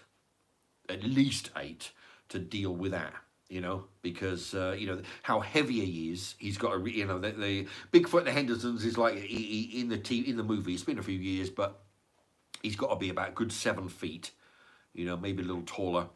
If you're looking at 200 kilos, yeah, you're looking at maybe 6, maybe 8 guys to do in a Yeti. I'm trying to think. Anybody? There are some other Yeti movies. I can't think of one off the top of my head, but yeah, that's what I would say. With a big hairy gorilla monster, 7 feet tall, 200 kilos. Strong enough to break a couch just by sitting on it. Yeah, you're looking at some heavy duty. You'd need with no weapons as well. You see, the thing is, to bring a big beast like that down, you'd have to, a bit like, remember Star Wars when Luke Skywalker was in this plane, you know, the AT-ATs, and he hooked the rope onto the AT-AT and he flew around the legs, and the thing tipped over. That's what you'd have to do with a big Yeti. You'd have to take the legs out. You know, once the legs, once you tie the legs up, the thing falls over. Then you know, easy pickings, pretty much. You know. So yeah, that'd be my using Bigfoot and the Hendersons as a guide. That'll be my my advice if you ever come across a big Yeti that size.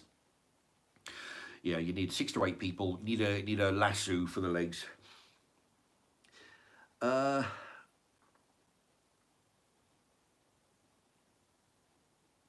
yeah, and if anybody can think of any other Yetis, I would probably have a different scenario for those types of Yetis. Newt, how many men? Oh yeah. Newt says about 20. Yeah, well, yeah.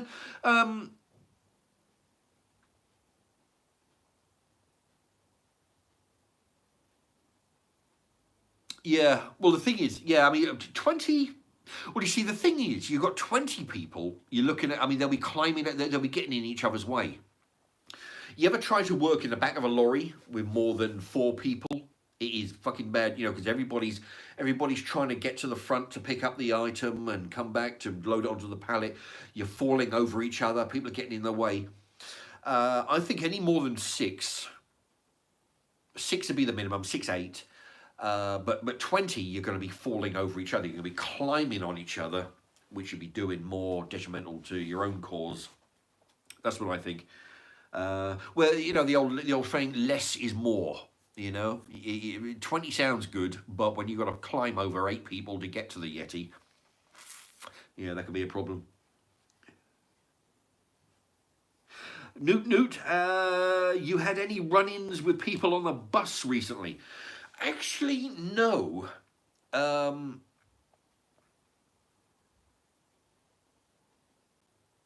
No.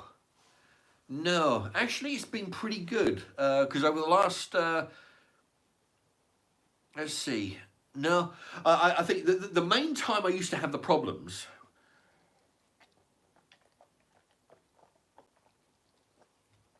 was on the 2 till 10 shift in the warehouse. So you start at 2 in the afternoon all the way through to 10 at night, and then you've got a case of, you know, people, they're climbing over each other trying to get on the bus, standing room only, people barging you out of the way to get into the aisle to get on, you know, to get off the bus. It's, you know, and then, you know, I mean, these foreigners, they don't have any sense of decency. Some of them, you know, they'll push you out of the way just to get into the fucking aisle so they can leave. They won't say nothing. They'll just climb over you. You know, if you're in the aisle seat and they're in the window, they'll just fucking climb over you. You know, and that leads to problems because I don't sort of you know, deal with them too well. So yeah, you know, but because I've been using the bus early in the morning and then finishing early evening as opposed to late evening, you run into a different crowd, so the problems are less.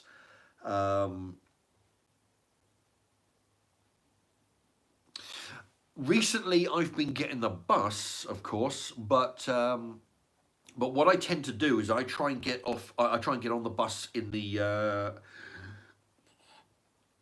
I'm able to get a seat near the front of the bus. In the evening, the bus is a bit more crowded, so what happens is you end up going to the back, nearer the back of the bus.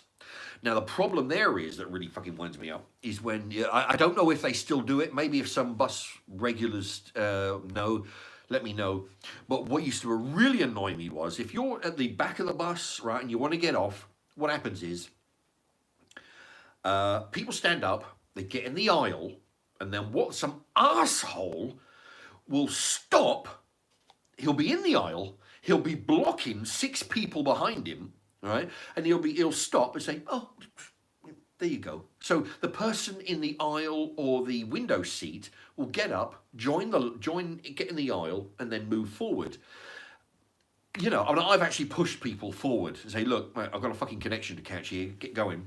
I've had, you know, some of them don't take that well, but it's just but the thing is, my philosophy is, if you're up and you're in the aisle, you keep moving. Keep going forward. Don't fucking stop. Don't stop the 6 people behind you just to allow. Oh, there you go. Would you like to join the? Yeah, you get off your seat, join the, get in the line. You know, get in front of me in the aisle.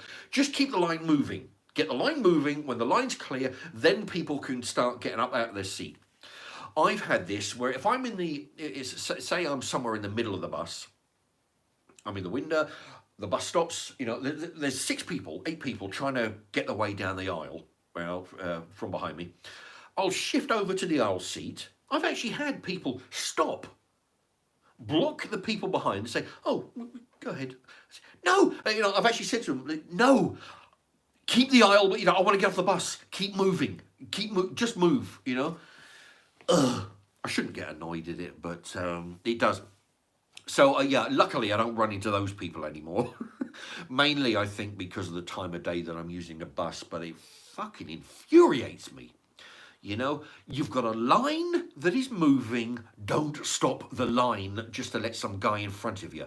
He'll get up out of his seat when there's no more line in the aisle. Okay, when everybody in the aisle has moved forward, then he'll get up out of his seat and he'll... But no, ugh. It just drives me bloody... All right. So anyway...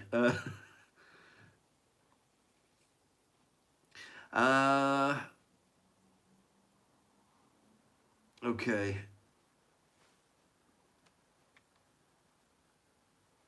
Okay,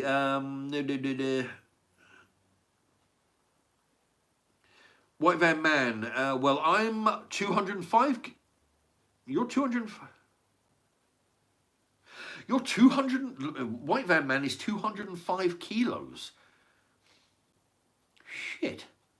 I tell you what, when I was... Because we used to weigh ourselves at work, you know, like you do. You get some guys together and everybody's weighing themselves on the big scales.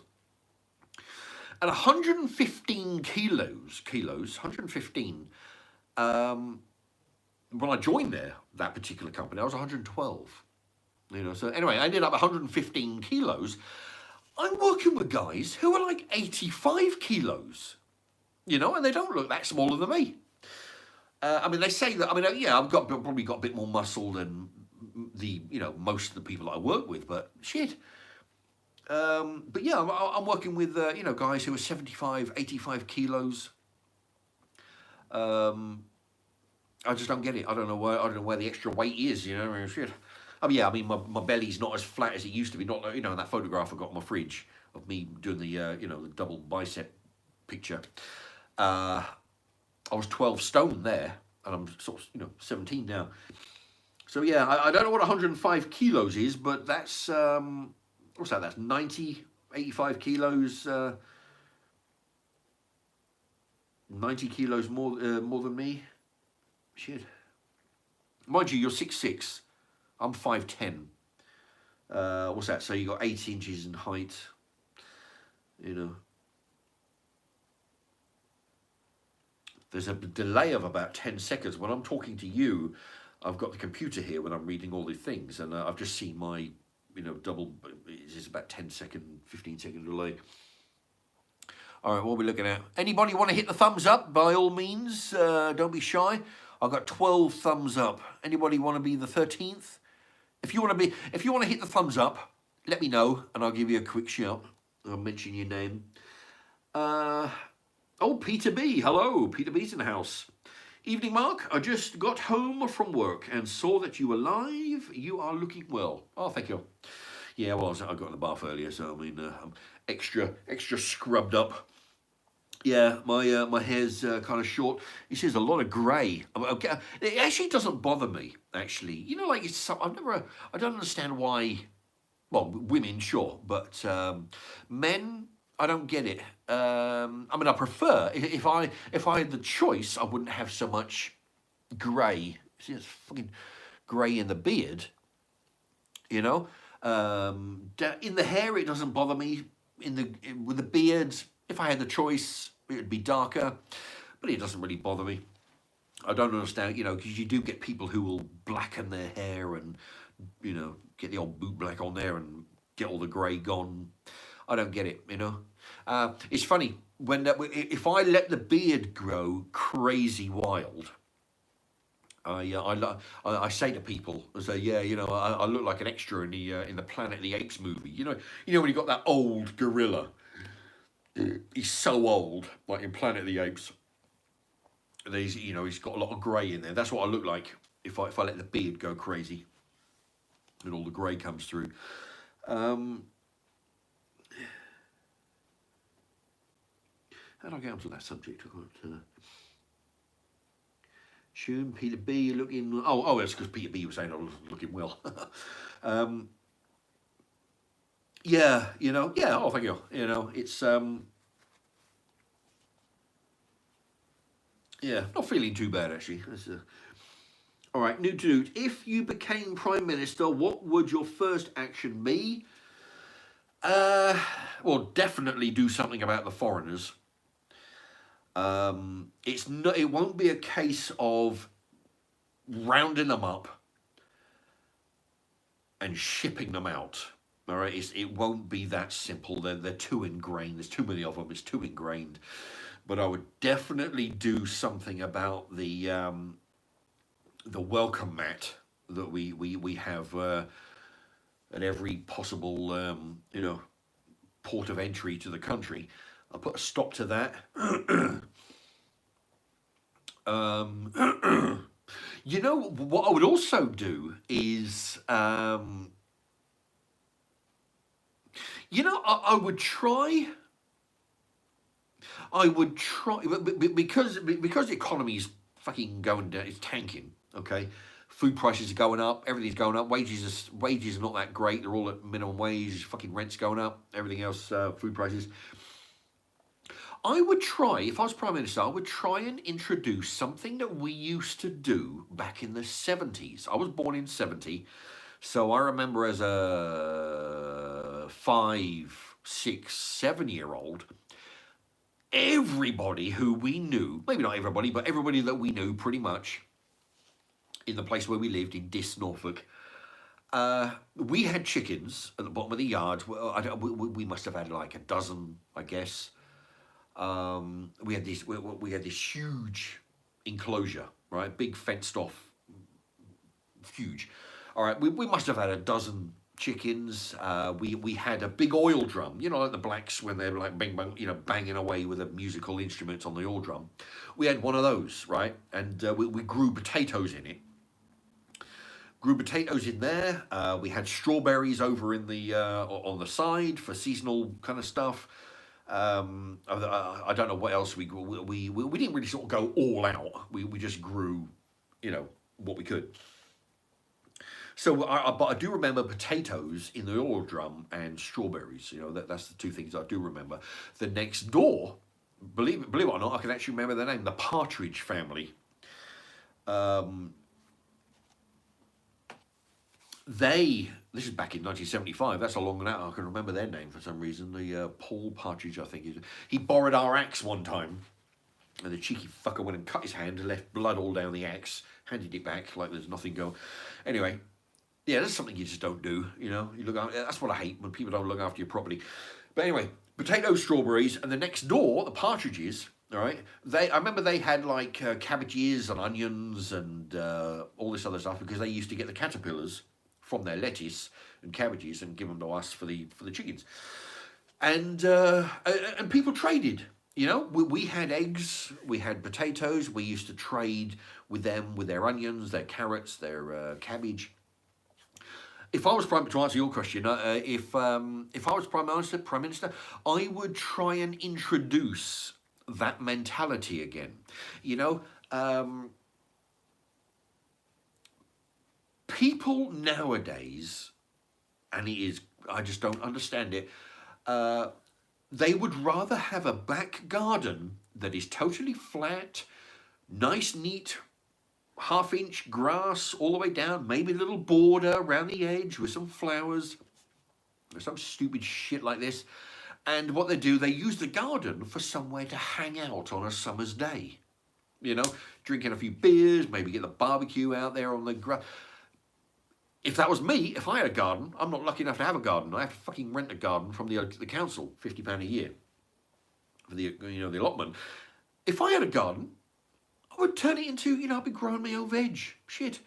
Grow whatever I could. The easiest things possibly are potatoes, tomatoes, that kind of thing. I would do that. I would eat what I could, possibly sell some to the neighbors, do a trade for them. I mean, the thing is, aside from the cash value, although, I mean, strictly speaking, a cash value won't be great because you can go in the shop, you can buy a pack of 12 carrots for less than £1, you can buy a kilo of potatoes for not much more than that, So, I mean, monetary value, not a lot. But it has other value, has trade value. If you were to grow lots and lots of vegetables and potatoes, you can trade, you say to your neighbour, okay, well, I need a push bike. You've got an old push bike in your shed. How about I take your bike and I will give you 15 kilos of potatoes spread over the next year, for example, or, hey, listen, you've got a long ladder, get up the ladder, clean that guttering out of my thing, and I'll give you a certain amount of chicken eggs and potatoes for a certain, for a certain poundage, or kilos. It's got trade value, but I mean, I'm getting off the point there, but if people started to grow their own fucking vegetables instead of depending on the supermarket, then we'd all be in a lot better shape, okay? And we'd be more independent because people did this years ago. It's not something that I've just pulled out of my arse here. People did this years ago and society flourished, I mean, now you're looking at fucking, food items going up 20 pence an item every other week. Prices are going through the roof. Yeah, if you've got a garden, use it to grow your own veg. Have some fucking pride in growing your own veg to feed your family. We've lost that.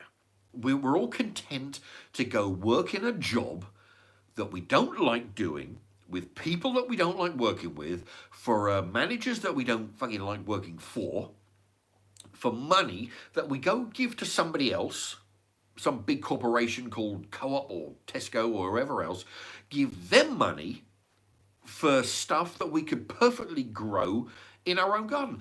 Not everybody, I understand that, not everybody's got the old green thumb, but I mean, fuck me, you can fucking work it out.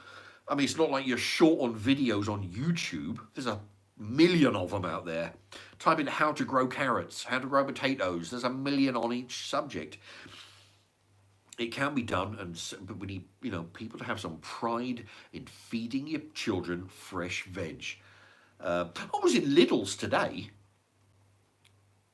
and I was actually, obviously I didn't say anything to her, but I'm standing there looking at the shelves, looking at, what to choose, and a woman comes by. She's got a small kid. I don't know, 3-4 years old, I don't know. Anyway, the kid's sitting in the trolley, and she's coming along, she's putting cans, a lot of vegetables, but cans. I mean, I used to eat a lot of cans because they're pretty good for, storage-wise. But she's putting cans of vegetables. There wasn't any fresh veg in the trolley. Everything was cans. And I'm thinking, shit, if I had a son, I would go that extra mile to at least put some fresh vegetables, not so much canned. I mean, yeah, canned food has its place, but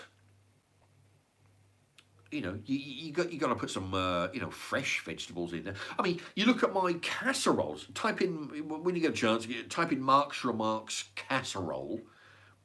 You'll see me using potatoes, carrots, sweet corn, peas, broccoli.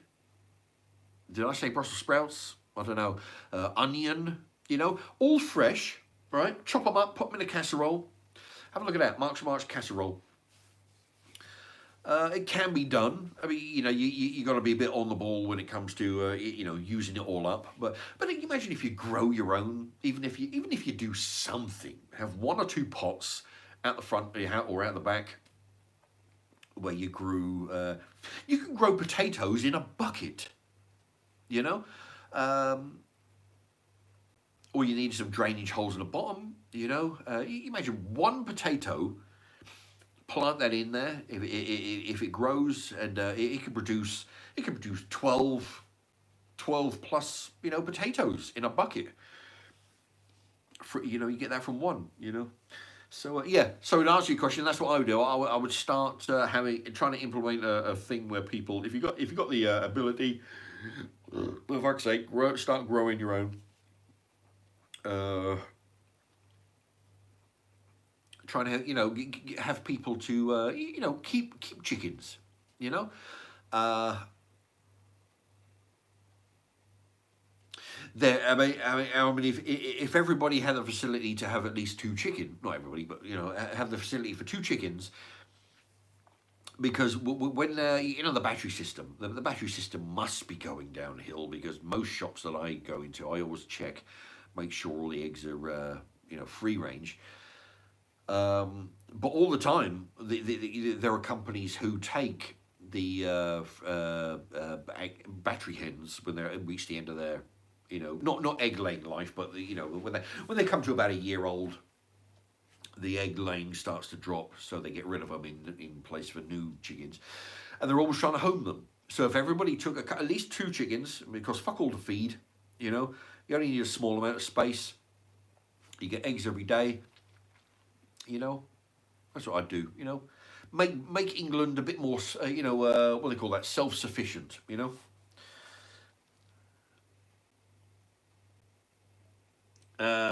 David Grant, hi Mark. Have you got any crypto investments? I've held a little bit for 4 years and have doubled my money. No fancy training. No, crypto investments. Is that like Bitcoin? That sounds a bit like a crazy idea. I mean, when people were when Bitcoin first came out, you hear stories like people. First, they were using Bitcoin to buy a pizza. A year later, the same Bitcoin could buy a Ferrari. Yeah, taking your real money and trading it for illusional money. It just, I don't know. For me, it doesn't make any sense.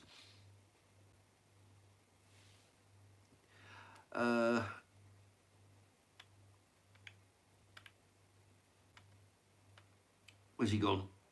Oh, shit, I've lost it. Damien.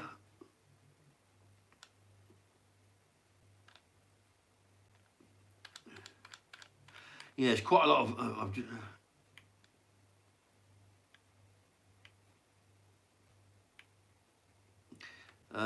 Okay, I'm losing. Right, crypto. White Man Van released 66205. Damien says this is the type of content for which I tune in. Oh, thank you. Thank you very much. Peter B just got home from work. Oh, I've seen that one. Become minister. Yeah, Newt. What would I do for become the minister?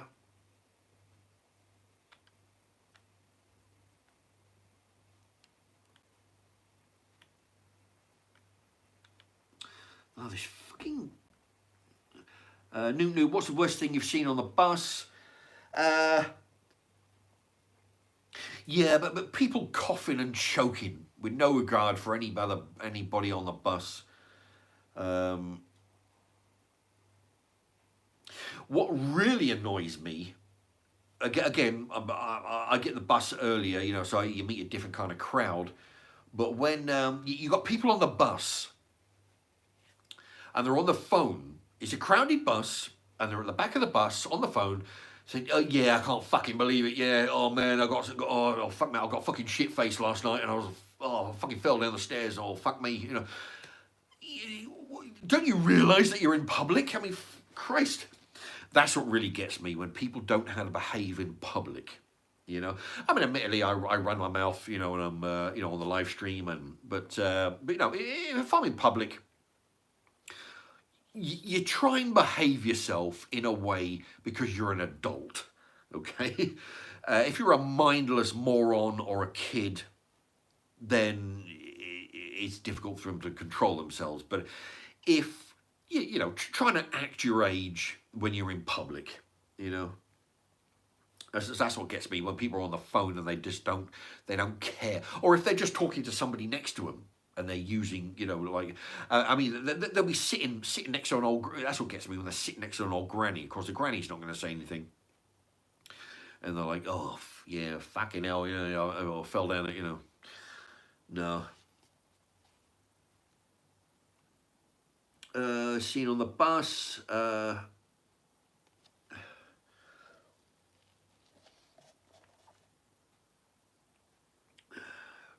Matthew Smith, Black Up. I think he's talking about Old Boggy. Yeah, maybe I'll go Old Boggy style again soon. Newt. One time I saw a man lift up another man and try and stuff him. Oh, try to stuff him out the bus window. Turned out the other guy had a mate with a hammer. Let's just say the window attacker was soon on the floor. It's a bit hard to understand. So somebody smashed the window with that hammer on the inside of the bus, and then somebody else was trying to throw somebody out of that open window, I think. Yeah, actually, I've always wondered what that would be like. You know, because in the corner, because some buses have a hammer on the wall, you sort of rip off, and some of them have that little button when it says you got to hit that, and you know, I always wondered what would happen. I would imagine it will just shatter, you know, to a million tiny pieces. It won't be big pieces. That'll be just too dangerous.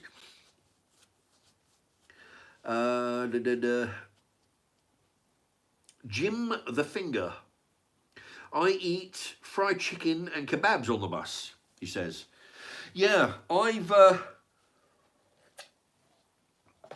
yeah, see, that's the other thing I don't like. I don't know when people bring food onto the bus, especially like, you know, like I've seen it. You know, a box of chicken, and they leave the fucking chicken on the seat, or in the box on the seat, or on the floor, or something. They just fucking leave it. They don't bother taking it with them. I actually got moaned at by one asshole bus driver. I was doing a 2 till 10. Of course, I get off the bus at the shopping centre, have to run down, get the Kentucky Fried Chicken, run back, and get the last bus. So I wasn't even eating it. It was in the bag, and he's moaning like crazy that it was stinking out of the bus. You know, asshole.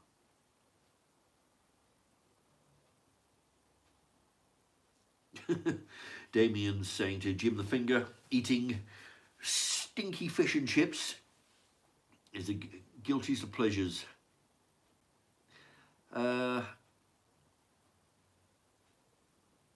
Jack England, it's more to do with religion than race, I reckon. Right. Are you talking about the Palestinians? Yeah, that's the thing. I mean, as far as I can understand, they're fighting over land that some of them occupy, and the other ones don't feel that they deserve it, or some shit.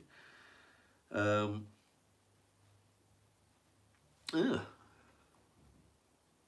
see.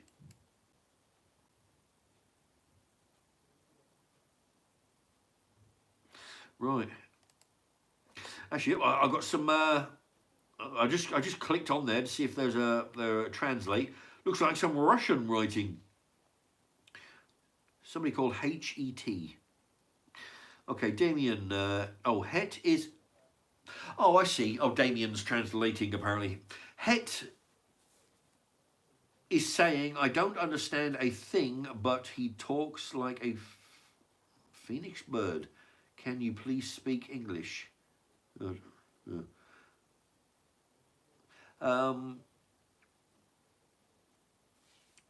more Russian writing.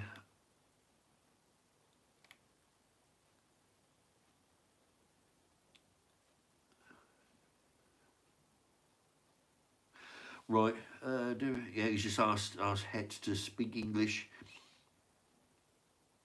Damien says green vegetables are the best. Yeah, well, yeah. I mean, vegetables in general, I think, are better than not. I've never understood. When I was younger, you think you hear people never eating vegetables, and as an adult, you figure, how the fuck do the parents let these people get away with that? Or how would somebody stay alive if they don't eat any vegetables? I mean, honestly, how do you stay breathing? It's like, it's got to be detrimental for your health. Yeah, a lot of Russian writing going on here. George, Mr. Comment. Oh, Joanna B is in the house. Hello, Joanna B. If you've just joined, 105 minutes. So there's plenty to watch on the rerun. Peter B, hi everyone. Could we all hit the like and help the channel? Oh, thank you very much, Peter B. Yeah, if anybody, what we got there? Oh, we got quite a few likes. Yeah, could do with some more though. Okay. If anybody hits the like button, mention in the comments, I've just hit the like button, and I'll give you a quick shout. Mention your name. Right, that's Peter B. Yep, hit the like button.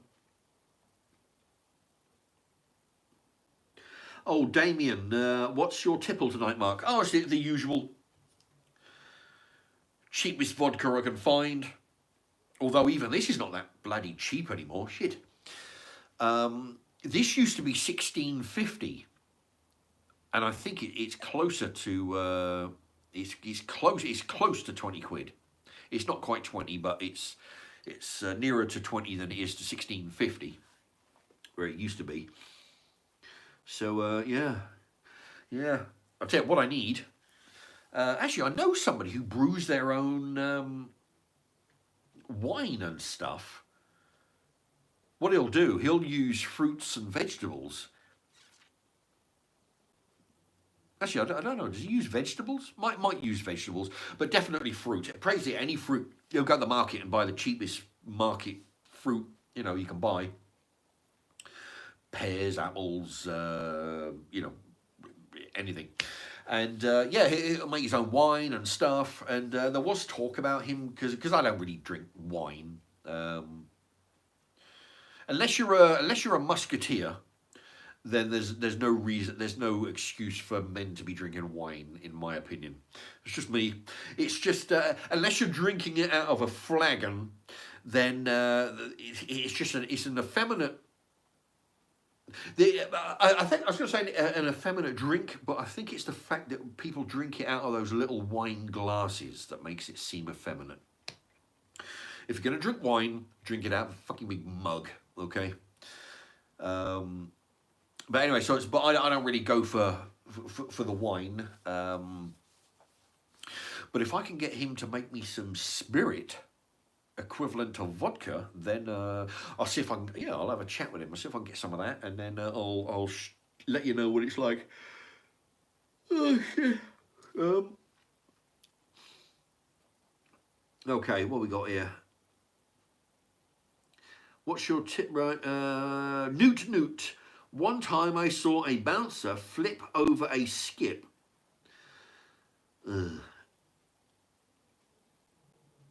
He got rushed by over 5 teens who took him down. Never saw that bouncer flip over a skip. I don't know. Must be different than the kind of skip that I'm thinking of. What's this? Medieval Box. Oh, I did subscribe. Great channel. Thank you very much. That's Medieval Box. Welcome to the channel.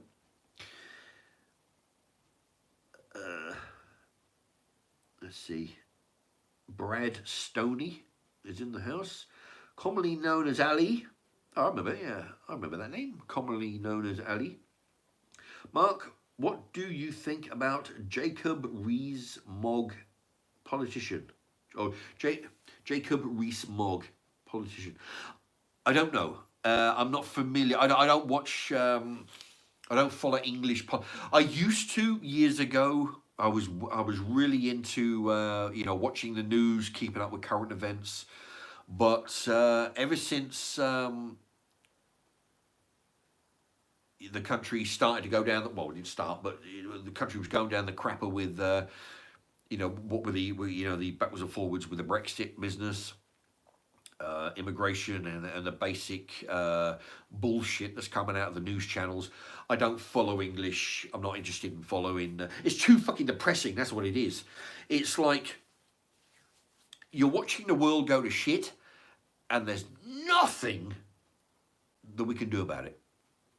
All we can do is sit here and moan, bend over and take it, and watch it on the news. So what I've done is decide that I don't watch English news because it's just that they're laying on a biased perspective. It's too depressing, and there's fuck all we can do. So it's best for my mental health that I just don't watch it at all. I mean, the country's going down the toilet whether I watch the news or don't, and it's better for my mental health if I don't. But no, I watched the American one. The what's happening in America is far more interesting. Well, they're in a fucking bad state as well, but yes, that's what I do. So this guy Reese Mogg, I don't know who he is.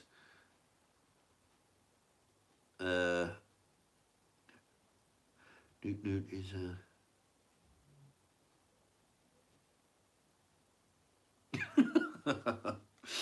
Nudes. Is it effeminate to drink wine out of a pot noodle cup? Interesting. I think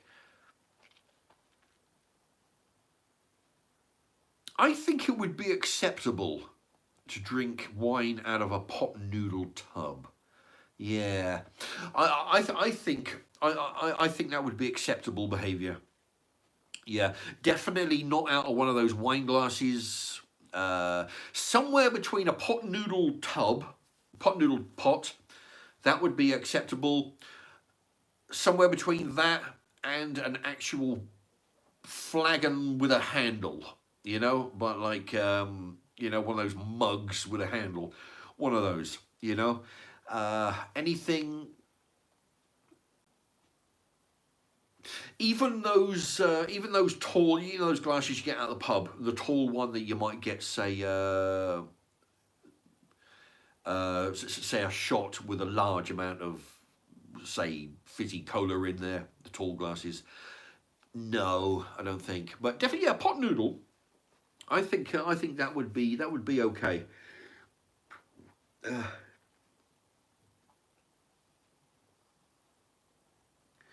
Mad Maz 49, Mark, do you ever eat African food? Well, you mean like zebra and wildebeest and crocodile and giraffe? Actually, I have eaten goat. The most exotic. Well, I don't know. I've eaten goat ribs. That was by mistake though. I went into an Afghani butcher's, got some ribs, took them home. There was fuck all meat on it. And it turns out a week later, I said, "Oh, what's up with those ribs?" He said, "Oh, yeah, they're goat ribs." I just assumed, I assumed that this being England, there was some, beef. Do I eat African food? Not as far as I'm aware. I've done some work at a Chinese wholesaler where they did some Chinese. Most of it was Chinese food because the whole place is full of Chinese people. So I was eating a lot of rice, a lot of chicken, some spare rib beef kind of things. As African, not that I'm aware of. No, I mean I don't even know if there's anywhere around here that does African food. It's. I mean we got a German kebab shop up the city centre. We're up to our ears in pizza, kebabs, chippies, chicken shops. This is Milton Keynes. I mean, they're all over the place.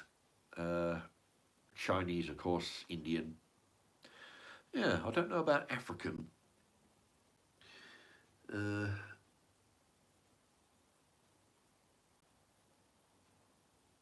Damien, skips crips. I don't know. Well, when he said, well, yeah, because when he said turn over a skip, I'm thinking the rubbish skip. Maybe I'm thinking of something else that different to what you meant.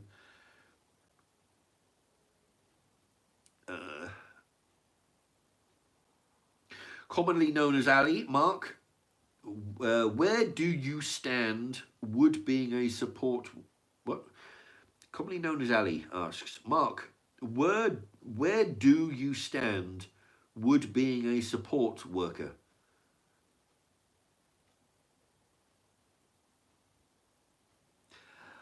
I don't actually, got to be honest, I don't actually understand the question. Mark, where do you stand? Would being a support worker? I don't know what a support worker. I don't know what a support worker would be. You're talking about in the medical, medical supports worker. I don't know. I don't actually understand the question. Where do you stand? Being a support worker? Yeah, I don't know what a support worker is. But if you write that again, I'll get to it in a moment. Newt, I'm talking about a skip used to get rid of rubbish and things. Yeah, that's what I figured. It was only a small skip. Ah, okay. Yeah, it might be one of those on wheels, one of those types, perhaps. Yeah. Yeah, the metal ones used to get set on fire when I was younger. That used to be a thing. Damien, get yourself one of those German 1 litre glasses. Ah, yep, it'll take a full bottle of vino. Oh, yes. Yeah, Ashley. Yeah, actually, that's... oh, fuck. That's kind of where I was getting at. Yeah, because in England, you get those big cup, big mug with a thing. Those Germans, shit. You ever watch those German beer festivals? We got the woman. She's got like 6 pint glasses in each hand. Each one's like a 2-pinter. Something a bit smaller than that, but that would definitely be acceptable for wine consumption. Either that or just chug it out of the bottle. Now that is definitely acceptable. If you're chugging it from a bottle, that's fine. Pot noodle tub, fine. Flagon, fine. Wine glass, no. Not unless you're a fairy or a woman. All right. 1 litre vino, yeah. Commonly known as Alec. Mark, what do you think of support workers' job? Well, that's the thing. Mark, what do you think of work support? What do you think of support workers' jobs? Support workers. I don't know. Again, I'm having to interpret what the meaning. Support workers. If you're meaning like part-time casual workers to go in and fill in for when people's off sick or holiday or whatever, no. Yeah, that's all good and well. It's a bit of a bummer, that's that's where a lot of the jobs are coming in from nowadays, the work agencies. Because I mean the big warehouses and that they'll have their fill of full time. They only hire the the government says that the big warehouse has to hire a minimum amount, whatever that number is, 20%, for example, of full-time workers. Once they reach that quota, then the rest of it is part-time, because or agency. Because remember, agency, you pay extra, you pay a premium to have agency workers. So you might pay you pay the worker and then you pay the agency a similar amount to put them in there. So you're paying basically 2 wages for having one guy work. But the advantages is you don't pay them sick, you don't pay them holiday, you don't pay them maternity. And if they look at you cross-eyed, you can tell the agency, right, we don't want him anymore, so fuck him off. Simple as that. So it's worth paying the extra. Think about support. Peter B, healthcare. Yeah, Peter B. Oh, he's asking healthcare support worker. Yeah, I mean, well, I've never done it, healthcare support worker. But yeah, it's a job that needs doing. yeah, as far as I can see, you have to be a certain type of person to be able to do that work. Being around sick people, being around elderly people, it's not everybody's cup of tea.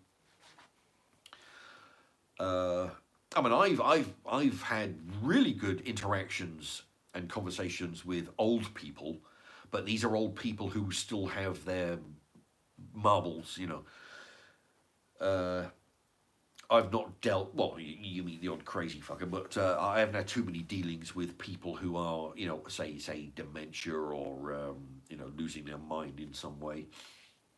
But I have some, half the people down the allotments, they're pensioner types, you know. Most of them are okay, you know. It's just, yeah. If they've still got their brains still functioning, then, you know. But yeah, I've never really dealt with, you know, people with issues. Newt Newt, that's why he flipped it. The teens had set the skip on fire. Ah, right. The bouncer flipped it to try and get the fire to go out.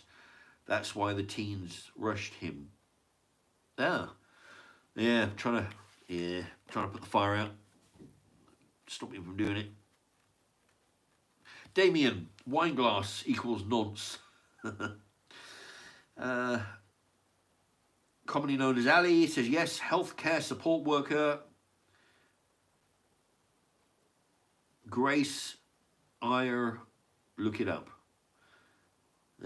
Well, okay. Well, yeah. Well, now that we've established health worker, yeah. Well, what about they? I think they're doing a pretty good job. I mean, we're all going to get old, and it's unfortunate. But yeah, we're all going to get old, and yeah. But yeah, that's the thing. I've never done that kind of a work. But yeah, I don't think I'd be really suited for that sort of a job, you know. Gosh, maybe, you never know.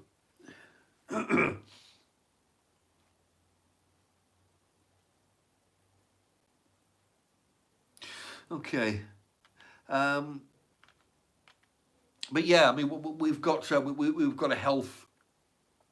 We've got an old people's. Actually, there's an old people's home round the corner, down the street, and also almost next door to it is like what they call. I don't know I don't know what they call it, but it's like a big complex where all the old people live. See what happened. The way this guy on the allotment was telling me was, what you do is you sell your house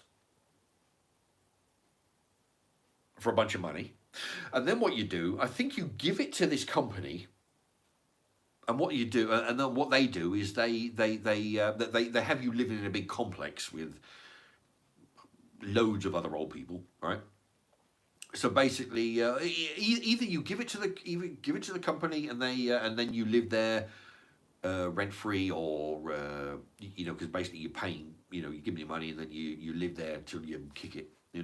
Or you sell your property and you live there and you pay them monthly. I don't know what it is, but that's how you do it. You live so you no longer live in your house. You live in that place, and you basically give them their money. I don't know what kind of things you get for it. I don't know if you get all your meals and what, but that's what they do. And then you live in a big complex with some other old geezers.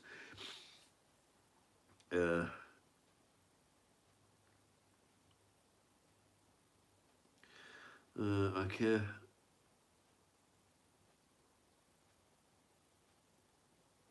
Jack England says, I care for my grandma.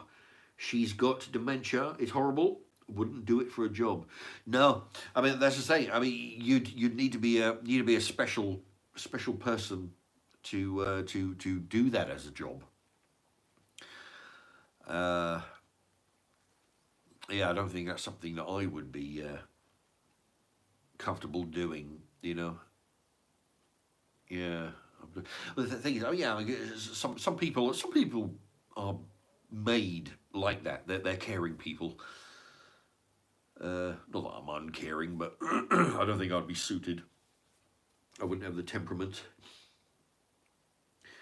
Do you take Mad Maz? Mark, would you take a family of refugees in your home if you got paid by the government? Well, actually, that's interesting. Just that wording, paid by the government. So the government take my taxes, they piss it away on nothing decent, they give it back to me in exchange for housing some foreigners. I wouldn't have them in my house. That's for damn certain. What I might do, if I had a garden, I would possibly house them in a caravan in the bottom of the garden. And then, rake in the coinage for that. Or if I had the money, I would. I mean, if I had, I knew some guy I used to do some work with years ago. That's what that demolition, that house I was telling you about, that house that had that concrete, that machine with a pole on it, and I was using it to chip away the fire, the fireplace. That job. That guy, at his place, he had his house. He had a fucking huge garden, right? But out the front in the car park on his property, in the driveway on his property, he had a little house built, and it had it had room, it had a sink, had a bog, and all that lot. I think if his in-laws come around, he used to stay in there or something. But yeah, if I had the means, I would have one of those built on my property. I'd have them living in that, so they're out of my way. They don't bother, they wouldn't be bothering me. Or I just rent, that's in between renting it out to a bunch of Johnnies, foreigners, put them in there for a few £100 at a time. But yeah, well, that's the thing. As much as I see, that's where I'm kind of contradicting myself, because on the one hand, I think we've got a problem with the immigration. There's too many of them. We need to get the fuck out, get them out. But on the other hand, as they're not going, and if I had a spare caravan, then I would figure, well, they're not leaving. There's nothing I can do about making them leave. So I'll put them in the caravan and at least get some money out of it. I'm getting fucked to death with the taxis, like we all are. So I figure I'll try and get a slice for myself. That's what I would do. Couldn't go for that as a job. What would you do to take a family, refugees? Damien at Mersmad, maybe he'd do it for all the tea in China.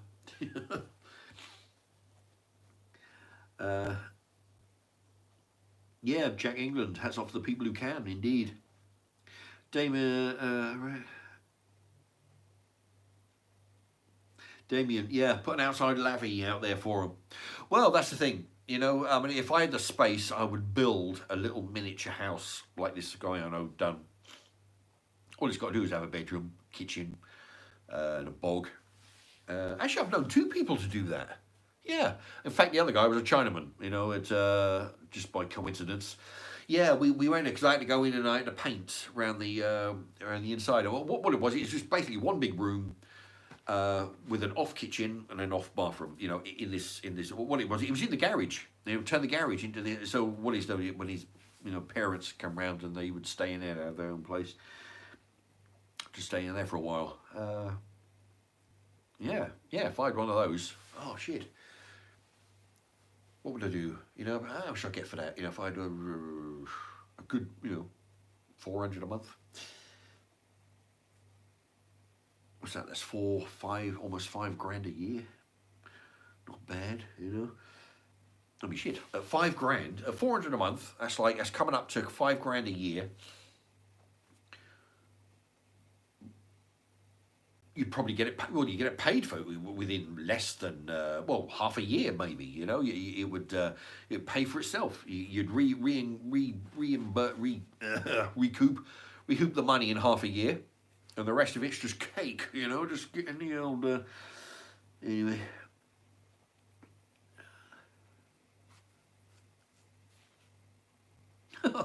Damien, they probably need lessons on how to use it. I tried putting up. Right, Newt. One time I tried putting up a fence on my allotment because the council said I was allowed to. 5 of the pensioners that also had allotments tore it down. I had to take 2 of them out. Well, yeah, that's it. That's the thing. If they're fucking with somebody's allotment plot, especially their property, then yeah, they deserve everything they get. You know, give them a knuckle sandwich.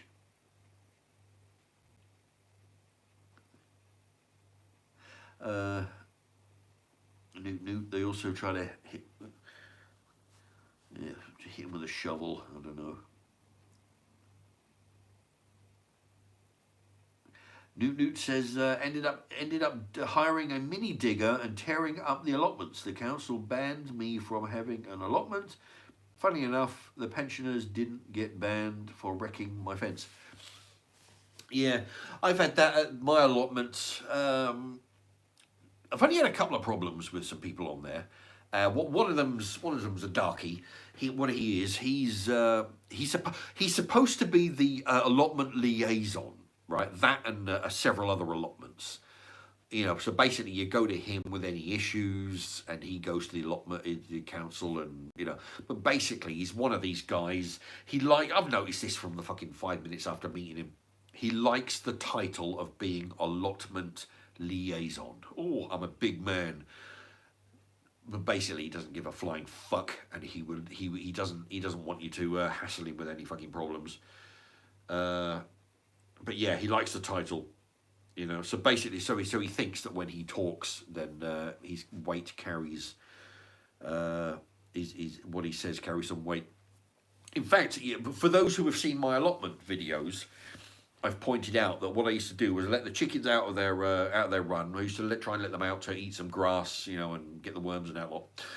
I used to take them over to the big pile of wood chips and the manure heap, you know, over there, to get some free worms, you know, get some free food in them, you know, get a different variety, you know, because you know they eat the grains and that, and eat the grass and eat the worms. But if I can get them over there, it increases their they get a bit of exercise.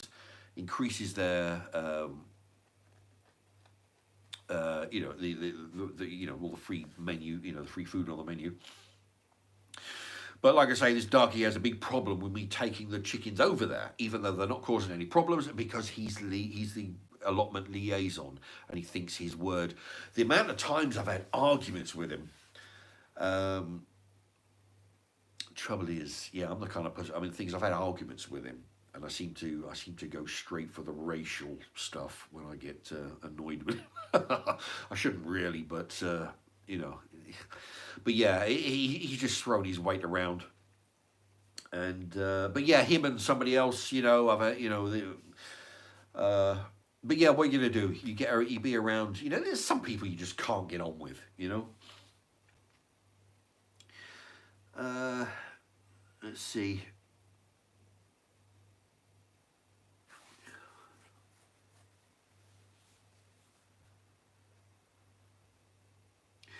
Actually, that's quite interesting. Newt.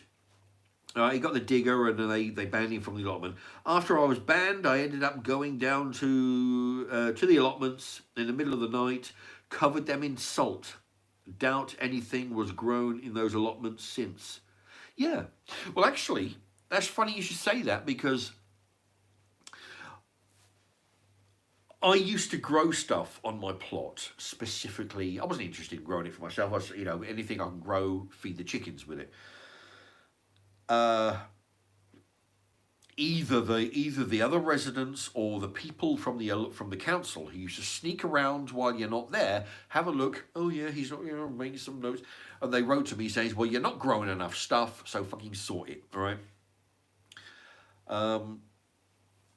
And I was so fucking mad because what I did, I listened, because I had, you know, for those who have seen, I've made those square raised beds, hugelkultur they're called. You know, it's like square box made out of pallets, filled it with logs, twigs, branches, pizza boxes, newspaper, everything, and it all rots at a different rate. You put your plants on the top. I listed everything. Right, planter number 1, cabbage. Planter number 2, some berries. Planter number 3, some lettuce. Planter number 4, some rhubarb. Did this with all like 15, 20, things. Wrote it to them. They never replied back. And I'm thinking, this is the... Oh, and I had complaints about the chickens. Apparently the chickens are running amok all over the allotment, which they weren't. So I was actually going to give them up. I was going to say, right, fuck it, give the chickens back to the guy that I got them from. You lot can fuck yourself. And I was planning on doing that the same thing. If I leave that allotment, because of these arseholes, I was going to go to the shop and buy every bag of salt that I can get my hands on and just cover the place with salt just to spite them. But that is just spice. But that's the kind of guy I am. What are you going to do? But yeah, I was going to do the same, so... yeah, it's the same thing. I mean, the Romans did it. It's no... when they sacked a town and they burnt the place down into rubble, crushed everything down to rubble, salt everywhere, nothing else grows. Middle of the night, double... yeah, I was going to do the same. And...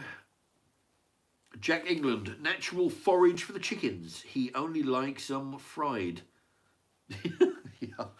yeah, being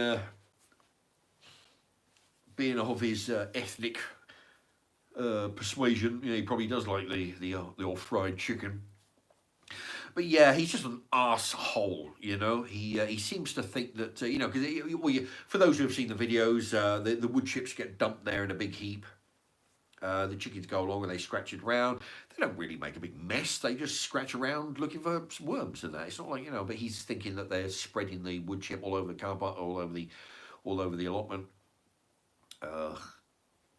Fuck him anyway. Yes, so we've had arguments,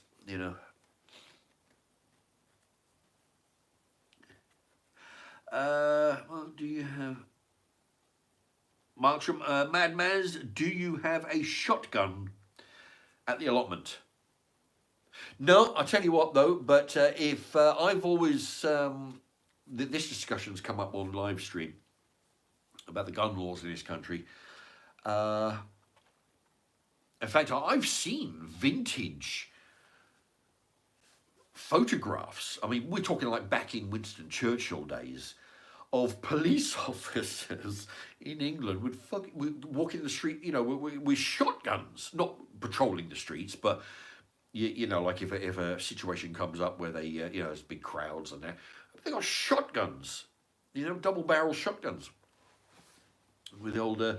But yeah, if the gun laws were lax in this country, if they would allow us to have handguns or firearms, I would be one of the first people down in line, and I'd be buying one. I'll join a club, learn how to, learn how to shoot the weapon safely. Learn, how to, do everything. Learn to draw the weapon, fire, clean the guns. I like watching videos actually on cleaning the guns. I find that interesting. Loading your own ammunition. I find that interesting. Mainly because I like scrapping for metal. Metal scrap. But mainly nowadays I'll do it for copper and brass. I used to do it for aluminium to sell for chicken feed, sell the aluminium for scrap. But yeah, a lot of people, they go down the range. What they'll do, they'll scrap the lead and melt it down, turn it into bars, then remelt it into actual bullet projectiles. The brass, the casings, they'll salvage those off the ground. They'll clean them, polish them up with these special, walnut mix and sand or whatever, in the machine, shake it up, yeah, and cast their own weapons. Yeah, I'll be doing all that. I find that interesting. But yeah, in this country, to have a shotgun, you pretty much need to be a farmer, In fact, when I used to metal detect, I was in a club years ago metal detecting. We used to go into fields, and you know, and it's interesting because a lot of the fields where they grow crops now used to be Roman. Some of them used to have Roman settlements in it. You know, so you'd be going along and you'd find coins and bits of ancient jewelry, all this kind of shit. And one field that we was in, I remember one of the guys found some bullet casings. And what it was, we were talking one of these old, he found a few bullet casings, and we were talking to the old guy. He said, "Oh yeah, what happened was during the war, they used to the planes used to they used to put a target down one end of the field, and the plane used to come in and strafe the field, using the field because it's no houses on it, and use it as target practice. So of course the field is covered with bullet casings coming down from the plane, and years later, metal detectors are picking them up. So yeah, if you're in a field with a metal detector, you never know, you might come across. If you find bullet casings, that's most likely what it's for, because of the planes using as target practice.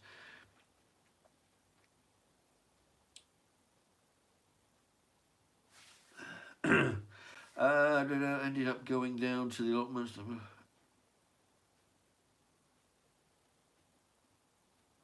Yeah, natural foraging. Yeah.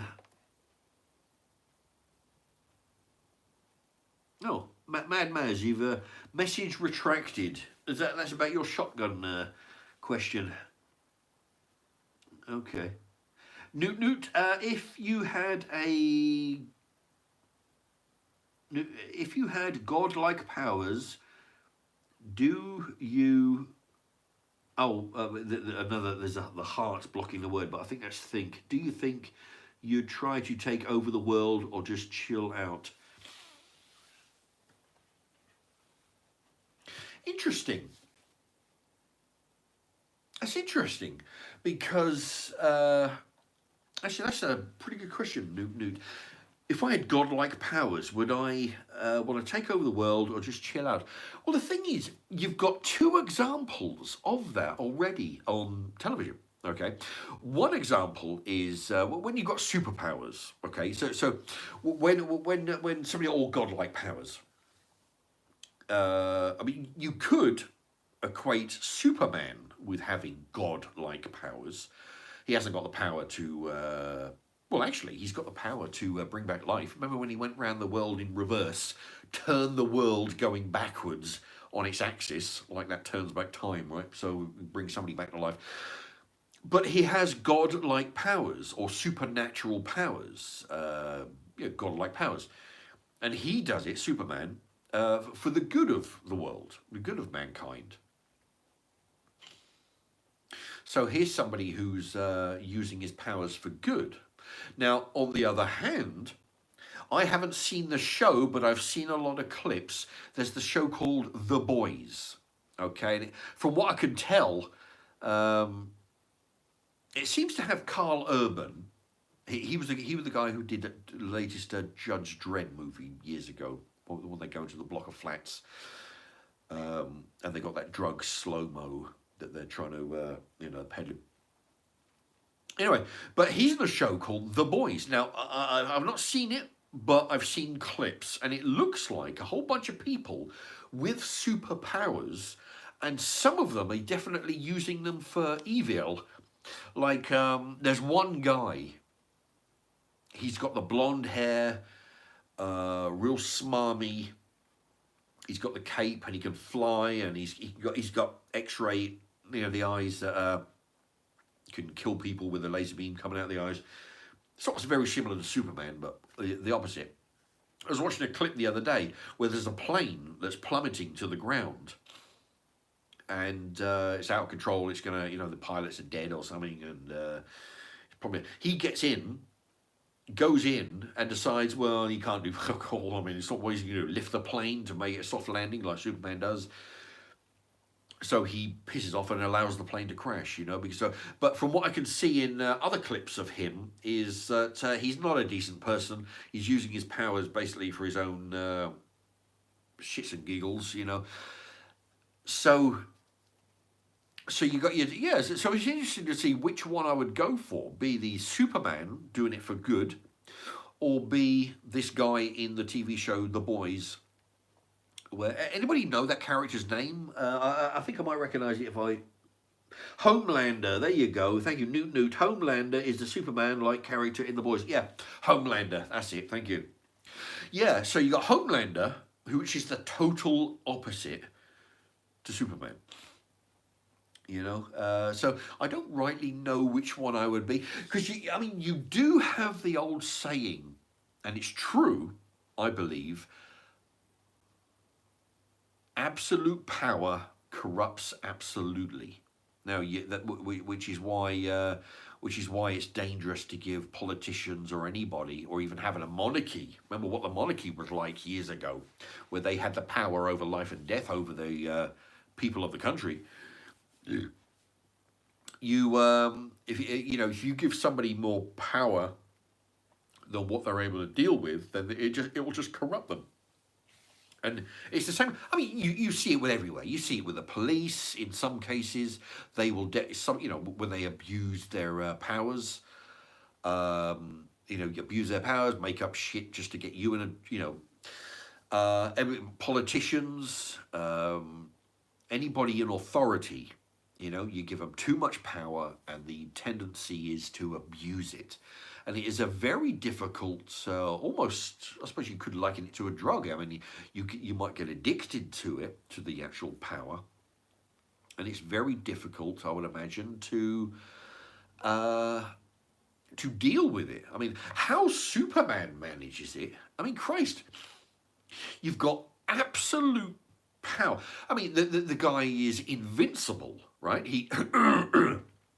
How many times have you seen, in all the incarnations of the Superman movies, where he's been shot?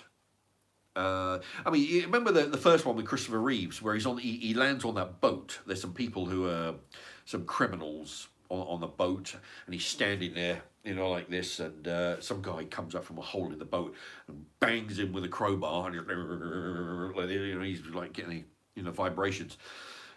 Bludgeon with a crowbar, no effect. He'll be shot point blank. Remember they in one of them, the one with Brandon something.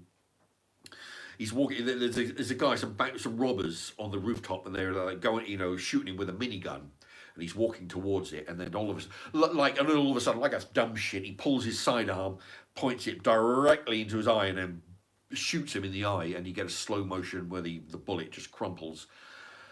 Because God knows that a 50 caliber minigun isn't going to work. So pull out the sidearm. He's been shot, burnt, I guess. What I'm trying to get at, I'm getting off the rails there, but you've got nobody can touch you, So basically, he could go round and say, okay, this is what I want, and this is when I want it. And if you don't do it, I'm going to bring hell and damnation onto you and your country, and say you better. He could say, right, I want all the gold in Fort Knox, in my cave of crystals in the North Pole. What are you going to do? Say no? You could say, right, well, I want, whatever else. You could ask, so the myth, I mean, the way that Superman handles that power is actually quite amazing if you think about it. The fact that he has absolute power, he can do absolutely anything he wants. Nobody can say anything other than yes, because there'll be consequences. So how he keeps his sanity and keeps his keeps it together. Whereas the other one, this Homelander guy, he's the complete opposite. He's thinking, well, I have godlike powers. I can say whatever I like. And what are they going to do? Say no? They're going to put me in prison? They're going to kill me? Hell no. So I don't know which one I would be. It would tell you what though. I mean, the fact that Superman is able to keep it together is a bit of a stretch. I mean, it looks good, and everybody likes Superman. He's a good, truth, justice, and the American way, and all that shit. But the actual fact of the matter is, it would be more than 1 in 1 million. We're talking one in multiple millions that somebody could actually deal with that kind of power and not lose their mind with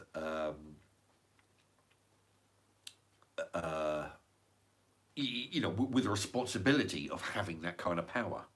It just you just couldn't keep your mind straight, So yeah, I don't know. In that, not that I'm a particularly bad person, but it would be so difficult to because basically Superman is a giant living amongst ants. Basically, I mean, if you're walking down the street, I mean, you wouldn't listen to what an ant's got to say. If you, he's so godlike, and he's living with mere mortals,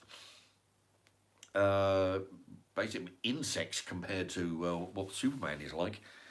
Yeah, I mean, why would he listen to anybody? I mean, the incarnations. What I don't like is those. I can't think of his name. But the reincarnation of the Supermans, where they've turned it into a mini series. Something Kane. His name, the actor's name is something Kane. Kane something or something Kane. Where he's on the mini series, and now Lois Lane is wearing the trousers in the relationship. Superman. I mean, if you had Superman powers, you wouldn't be dealing with any of that shit. Any of the shit that you got to put up with a wife, which you have to, pretty much. He wouldn't need to, So yes, so that was it'd be difficult to keep it together. Is what I'm trying to.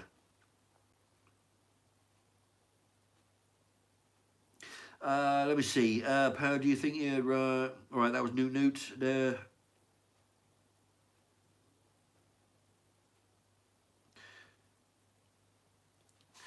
Right, David Charles Maloney. Sorry, I typed a couple of full stops to get my question above the heart. Right. Yeah, the heart is a bit of a problem. It's there, but it's blocking the last certain word. I mean, sometimes I can figure out what the word is, but I don't know if you can see it at your end, but when on the right side of the screen, all the questions are and comments, there's a heart. Okay. What we got? A couple full story. Right, Damian, what? That was an amazing feat. Superman was a good chuffer. Yeah, but in real life, it would be difficult to be as good as him, I think. Newt Homelander is a Superman-like character. Yeah. I mean, apparently it's on like cable or something. I see clips on YouTube, but if I manage to, anybody know if it's on DVD? The Homelander. I think it's called. Is it? Actually, is it called? It's called. I think it's called The Boys, and that character is Homelander. Is that correct? Anybody know if it's on DVD? Because I'd like to buy it.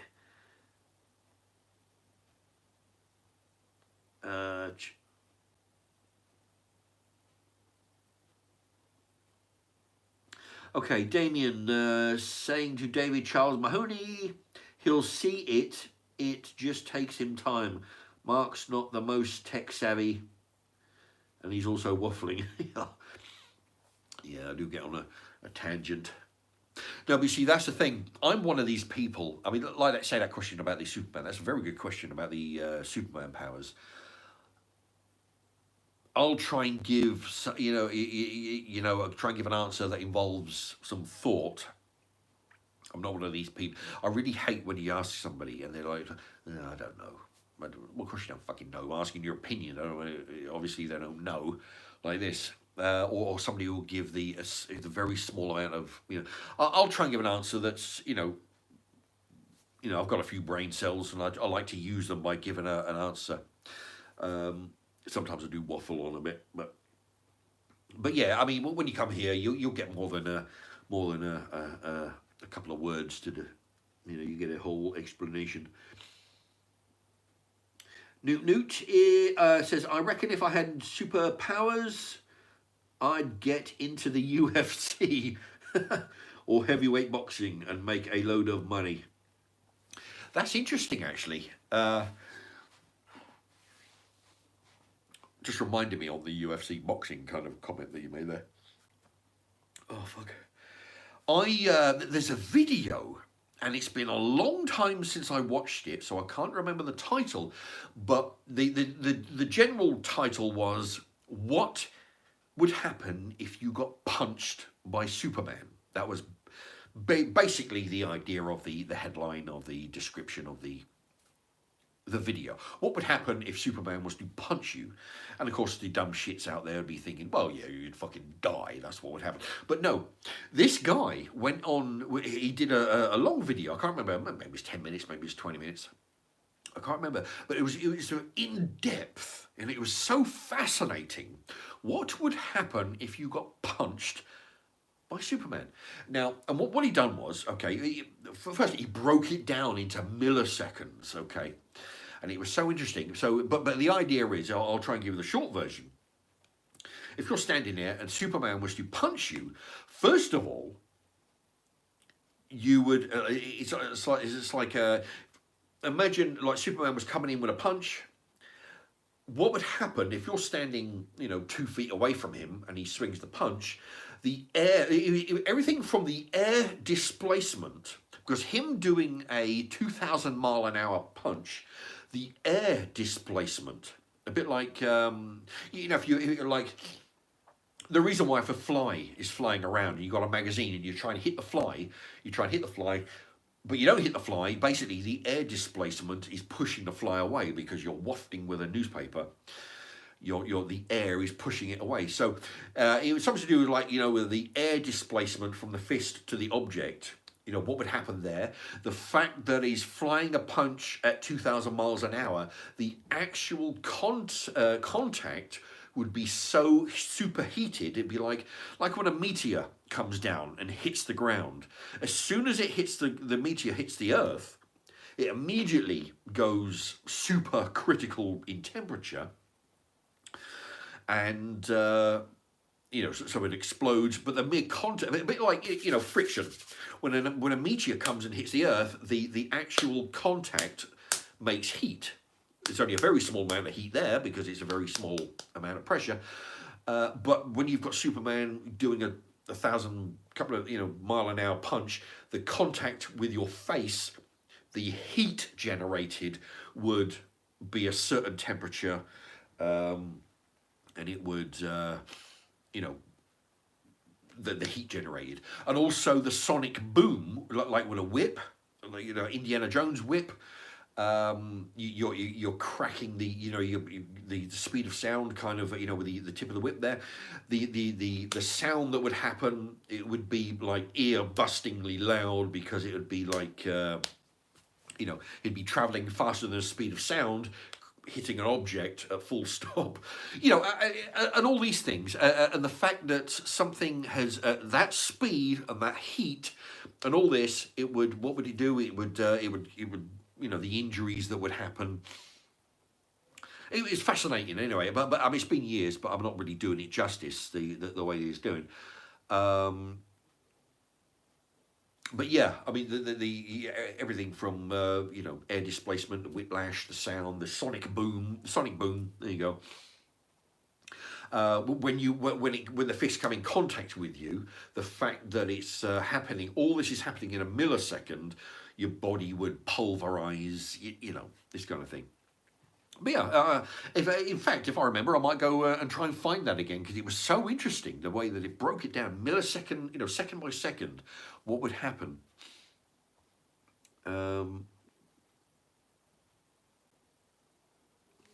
Okay. So yeah. So new. That just reminding me, they're talking about the boxing there. So I'm thinking that if Superman was in a boxing ring, all these things would happen. He would swing, air displacement, the sonic boom, the heat generated on impact. Okay.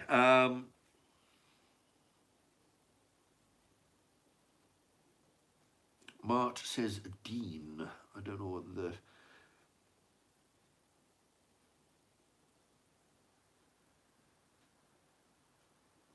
Mart asks, do you think massive dangerous dogs should be banned?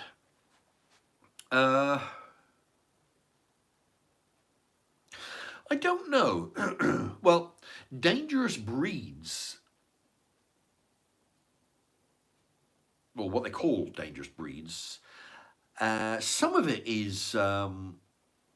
I'm not sure banning. I think definitely if your dog has a tendency to be the type to attack other people or other animals running around, it definitely, one, there's training, comes down to training perhaps. Some like people, some people are just wired wrong, and dogs, I think, can be the same. So either if training doesn't work, you'd have to muzzle the dog when you take it out. But banning a breed of dog, unless it turns out that that's the thing. I mean, exterminating a what do you call that? Exterminating a type of animal for no other reason that we don't get along with it. I mean, we've done that plenty of times. I mean, shit.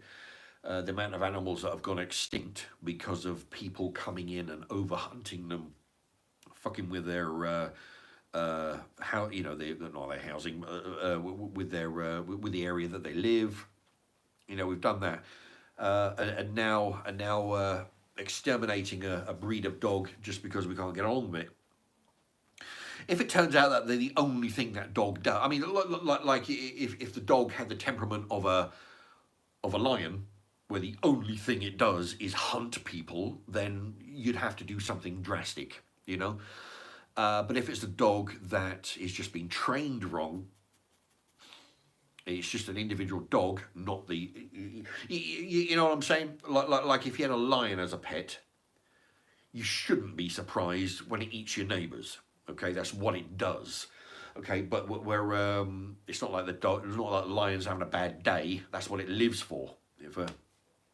Whereas the dog, if it's having a, if it's not the breed as such, it's just the individual dog that needs readjustment.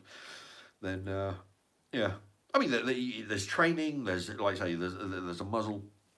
Yeah, I think extermination might be a bit of a problem unless the breed is known for doing that. That's what I think.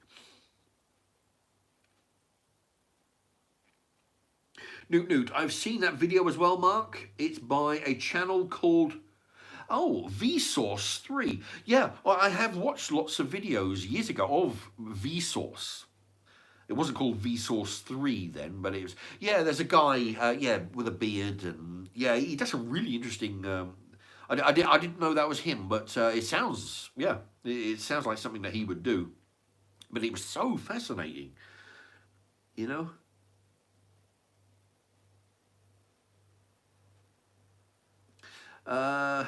Melissa Hyde. Mark, what other foodstuff containers would you recommend repurposing as a drinks glass other than the pot noodle and stir fry jar, which we've done too? Oh, which we've done too. Oh, you good. Thoughts on the Heinz beans tin? Thoughts on a Heinz bean tin? Well, I probably wouldn't use a Heinz bean tin as a drinking utensil, not unless I was camping.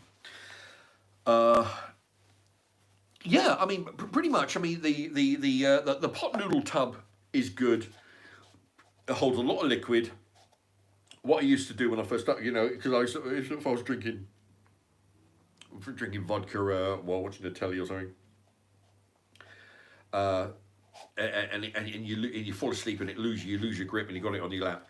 Because it's wider at the top, it doesn't quite. I mean, it doesn't quite slip through your fingers quite so easy. Yeah, that's a good one. Yeah, the like you've done that. The Uncle Ben's jar, similar thing. It's like a jam jar. Only the Uncle Ben's is wider at the top. Same thing, so it doesn't fall through your fingers quite so much. Um, you can actually buy jars, fucking jam jars with a handle on it. So they make them like that way, with a screw top. Yeah, and you put your drinks in there. Because they've probably seen my videos and figured. But yeah, it's just a jam jar with a handle on it. Recently, when I've done when I did a review on the Co-op's banana milk and the Co-op's chocolate milk. What I did, I poured it into a little jar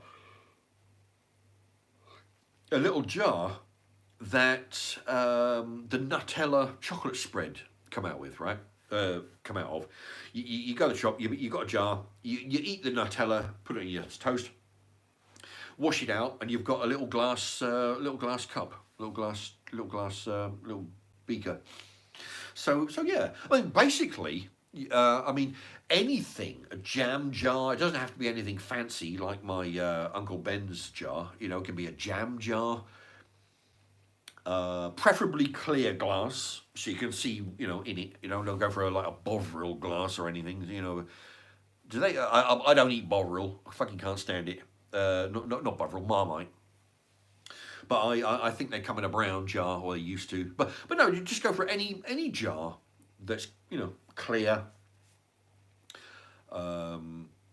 Peanut butter or whatever else. People mock me sometimes for it. Other people see the sense in it. But yeah, I mean, what are you gonna do? Go to the shop and buy a glass container to put your drink in, to drink, or for the same money, go buy a jar of jam, use the jam, and then you got your free glass as well. So they both cost the same amount of money. One of them, you get a free big load of jam in it, for the same price. It makes sense to me. So yeah, anything, glass. Although the thing is, that one, I don't think you should put hot drinks in a jam jar, cups of tea and whatnot. Although, I mean, you could. I mean, I've actually boiled water in the microwave. I don't have a kettle. All right. So, but what I have done before is that I've put water.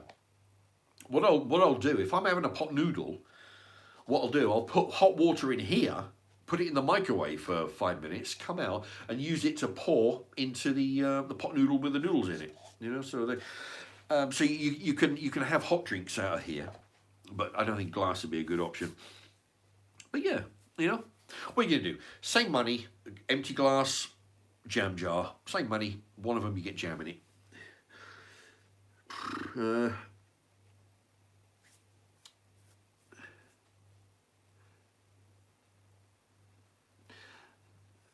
Oh yeah, Mart. Yeah, Dean Cain. Thank you. That Dean Cain. I knew his name was Cain. Dean Cain. He's the guy who plays Superman in not the latest. I doubt if it's the latest carnation, but this was years ago when they turned it into a mini series. And basically, Superman was fucking whipped. All right, Lois Lane, she wore the trousers, which basically what they're trying to do is like, oh shit, we've done everything we can with Superman. Okay, he's the Man of Steel and he runs the shit. Now what we're going to do, oh, hey, you know what? Make him a big fag, right? And make his girlfriend the boss, right? So a role reversal there. Dean Cain, yeah, he fucked it up for everybody. So, yeah, Dean Cain. All right, thank you, Mark, for that. Yeah, Dean Cain. I've seen him in one. Dean Cain was in the movie Rat Race, where John Cleese is a multi-millionaire in a casino. He owns the casino, and he's all his, Arab friends are all betting money, and they get some people who won some coins out of the vending machine, out of the bandits downstairs in the casino. They've all got to make it to the other end of the country to find the locker full of money, and then we'll have a load of adventures. Dean Cain is the guy in the swimming pool with some chick who's he's banging some chick in the swimming pool while his girlfriend is up in a helicopter, and anyway, that's that scene, that's that guy.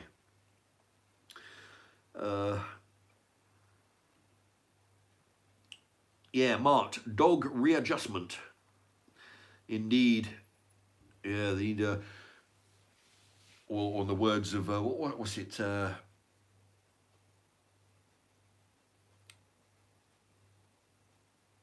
can't remember the bloody name of the that Jack Nicholson movie where he's the caretaker of that hideaway hotel in the snowstorm, where he meets the guy in the bog. The illusion, he just the correcting. That's what they get some dog correction.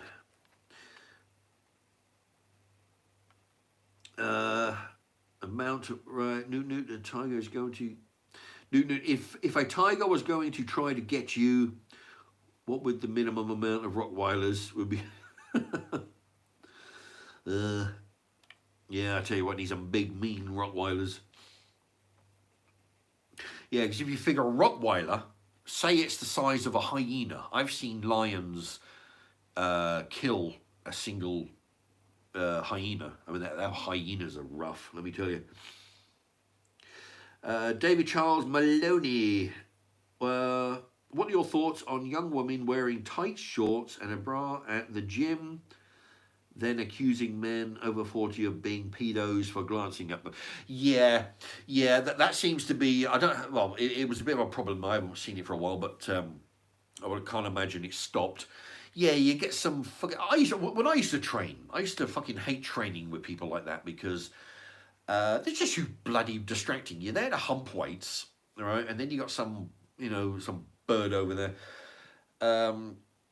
You mainly get it in the big swanky gyms, not the bodybuilding gym that I used to attend. That was just there. You got men in there. I had my toes coming out of my trainers. I had rips down the neck of the t-shirt.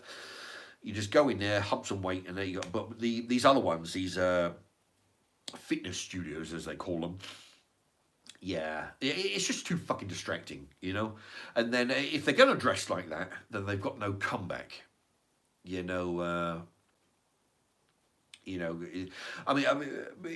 seemed to be a bit of a problem with over the internet, where you've got these tarts, for want of a better word. They'll park the camera on a tripod or something there, then they'll be there and they'll be doing their press-ups or sit-ups or whatever, and then they'll be waiting for somebody in the peripheral to look at them. And they'll go, yeah, you got a problem? Yeah, you fucking no. Fuck them, if that happened to me, if I was at a gym and I'll be staring at their tits and because that's what they they're dressing like that for. But if I ever got called up for it, I'll be fucking straight down that manager's office and say, listen, you either fucking cancel my membership and I'll go somewhere else, or you sort this shit out. You don't have people in there filming themselves and filming everybody else fucking around in the gym. You put a stop to it, or I'm cancelling my, And I've done it before. I've gone in and I've had arguments with a fucking guy at the desk because the showers have been cold, right? The showers. What's happened was, I remember one time I went to the gym. I heard a couple of people as I'm getting changed, going to the training area, getting changed. I heard a couple of people commenting that the showers were cold. All the showers, So I went upstairs, did an hour or so in the gym, come back down. The showers are still cold, right? And I thought, shit. So now I gotta get, I can't get showered up. So I have to, so on the way out, I said, has anybody, you realise the showers are cold, right? And apparently I'm the only guy, and I'm the arsehole for bringing this up and complaining. in the whole hour that it happened, I'm the only guy that complained. So yeah. And the next time I think the next day I went in and it wasn't fixed. And anyway, it was, yeah. But what you can do, you just you tell them to fix something. If they don't want to do it, if they're taking £50 a fucking month from you, you want fucking hot showers, and you don't expect to be people filming you and then complaining about it. I had one guy, off the subject here. I was in there. I'm training, and I see a guy. One of the gym attendants. I didn't realise that he was showing somebody about because he wasn't particularly close to them. And I fancy some advice. I say, listen, what can you do? I want to work with triceps. What do you recommend? So he's come towards me. I said, oh, listen, have you got a minute? No. He carried on. Didn't even stop. He carried on walking. I'm like, like this. Normally, you'd expect him to stop and say, listen, I'm in the middle of something dealing with these people, but what I'll do, I'm going to go over there and I'll send somebody over to you like this. But no, didn't even stop. Have you got a sec? No. And carried on going. So, yeah, just change gyms, Enough people do that and they'll fucking sort shit out, So, yeah, I wouldn't put up with that shit, If anybody was in there filming and if they start mouthing off to me, they'll get a good mouthful back for certain, and then I'll be straight down the office saying, this is not on, If you don't fix it, I'll tell everybody about it on my YouTube channel.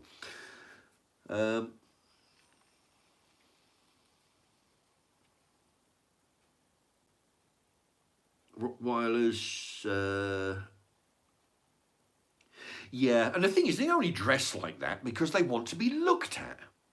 And then when you look at them, then they complain. It's like when they wear a low-cut top, right? And they complain that you're looking at their tits, right? It was like, what the fuck, you didn't wear that top because you want compliments on your shoes, okay? That's not how that works. So, yeah, they got no business of complaining if they're going to dress like that. David Charles Mahoney, but if they look like Chris Helmsworth, then they can stare as long as they want. Yeah, that's actually a good point. When you hear things like things going on in the office environment, or the women that complain about sexual harassment, the fucking what that is.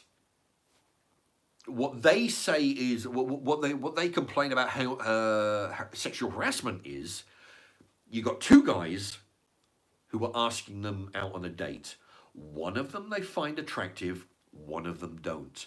The one they find attractive is, I welcome the attention of this good-looking guy. The guy they're not attracted to, that's sexual harassment. It all depends on who they're attracted to whether how badly they feel about being approached. Yeah, that's what it is. I remember. Mart says, I remember someone saying on a live that they ate out of a dog bowl. Well, I mean, you could do. I mean, basically, a dog bowl, as long as you don't, as long as you don't have the dog eating out of it first. But if you buy a dog bowl from a shop, basically it's the same as a plastic cereal bowl or soup bowl. It's probably a little bit more sturdy because it's designed not to turn over, but basically, I don't know. I don't know about the quality. Like when you buy food products. So you basically, say you buy a big tub of 20 kilos of, say, rice, or 20 kilos of mayonnaise in a big tub. It comes in a food grade tub, whereas you buy some motor oil, that doesn't come in a food grade tub because you're not eating, or bottle, because you're not eating out of it. So I don't know whether a dog bowl would be food grade material. But I mean, I've actually, when I first moved into this flat 30 years ago, I didn't have any money. I was using, there used to be a big, I don't know if they be still be about the margarine, Vitalite margarine tub. You know, it was a big 500 gram tub. You know, this big round one. I used it for all my dinners. You know, after I finished with the margarine, I used to use it for soup. Use it for I didn't have any money for plates and any money for food actually, but that's where I lived on super noodles. You know, the advert with the bow tie spinning around and. I used to eat out of a margarine tub. That was my dinner plate. You know, so yeah, if need be, anything will do. All right. Someone's saying the dog bowl.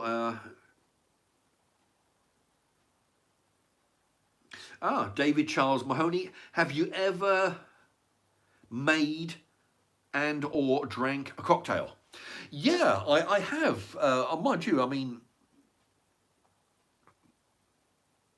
25 years ago, we've got this this place up the city centre. It's there's something Witherspoons and Chiquitos. There's two sort of like wine bars / restaurants. I went into one of them 25, 30 years ago, and we were drinking cocktails just for the hell of it. There was all kinds of stupid fucking names for these cocktails. But we looked at them. I don't even remember what it was. I think it had schnapps, orange juice, splash of champagne in there or something. We like the ingredients. I don't know whether we were drinking the same thing, but the one I had, I like the ingredients. So I figured, well, yeah, I'll have one of those. So I drank a couple of those, and it's one of those things. I don't know whether it's because I was young, but I would have been 20, 25 at the time.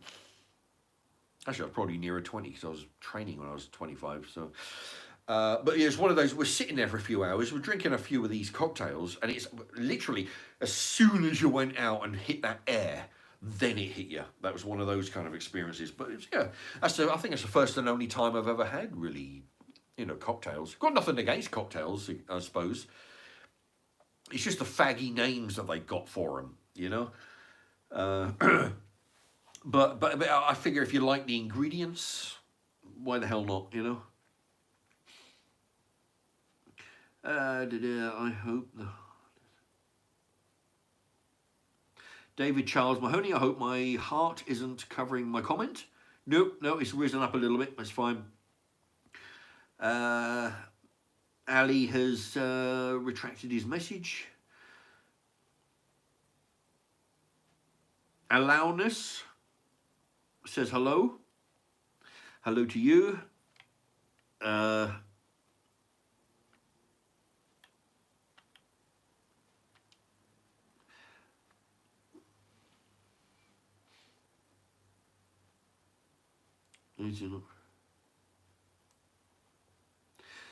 Allowness, please do a review on co-op products. Well, I have, If you go onto my playlist, go onto my channel, go onto the playlist under the co-op playlist. If you like chickens, go onto my my allotment playlist as well. But yeah, my co-op playlist, all the co-op stuff that I've reviewed, it's in there. I've done lots of co-op products.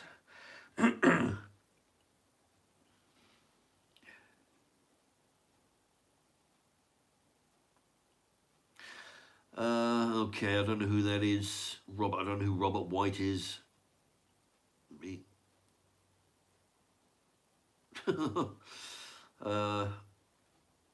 All right.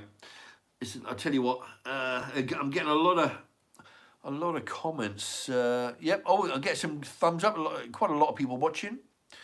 Anybody hasn't hit the thumbs up, by all means, hit the thumbs up. And if you write to me here, I'll give you a quick mention for putting the thumbs up. Oh, I'll tell you, my eyes are going a bit blurry. It's a mix of old age and I haven't drank much vodka, but I need to eat, I think. Places do, commonly known as Ali, please help us, please do something, and of course the government will have universal basic income and the cashless society and this social credit system waiting in the wing. Yeah, I tell you what, cashless society will be a bit of a bastard. Uh, I mean, I tell you, if you ever, I tell you, several things I've noticed. If I mean, you know, when you get your adverts, when you're watching some videos on YouTube, you see an advert in the top corner. There was one, you see all the kinds, you know, there was one for these shipping containers.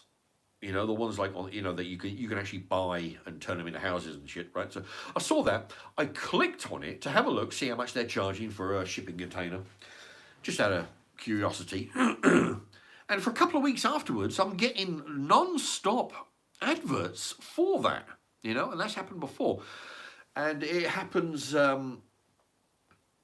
when like the co-op don't do it so much anymore. They at the till they used to give you, if you're lucky enough to be every 20th customer or something, they give you a slip, 50p off your next loaf of bread, 20p off your next box of packet of Kit Kat. You know, this guy, they give you a little voucher. What they're doing is when you use your little co-op dividend card to zap the thing and reap the rewards of the points and whatnot. It's the same at the co-op, Tesco, everywhere that does a loyalty card, petrol. What they're doing is they give you points, but what they're doing is they're finding out what it is you buy. If you never buy nappies, they're not going to give you £1 off your next box of nappies voucher because there's no fucking, you never buy nappies, so you're not going to. But what they do is they find out what it is you buy. They think, oh, you buy dog biscuits on a regular basis, so they give you a voucher for money off this particular brand because they want you to buy that brand. So they use that to find out your shopping habits, okay, and that's how. If we go for a cashless society where everybody's using credit, debit cards, well, debit cards is another way that they know. Once you do your debit card, you pay for it, they know exactly what you've bought, how often you buy it, where you bought it, and what time you bought it, and they know everything. Because you've used your credit, your credit or debit card. If you pay cash, they don't know shit. Which in the grand, a lot of people will be saying, well, what's the big deal? Who cares if they know that you're buying fucking, this brand of bread? Okay, but the fact is they know stuff about you that they got no business knowing. So with a cashless society, there's no way you'll get away with anything. It's like you think of if you wanted to do something not so much illegal, but the fact you don't want anybody to know about it, right? You go to a strip club, you go to a dodgy massage parlor, you do a job cleaning somebody's gutters, right? All these are cash transactions, which the first two you might not want anybody to know about, perhaps certain people.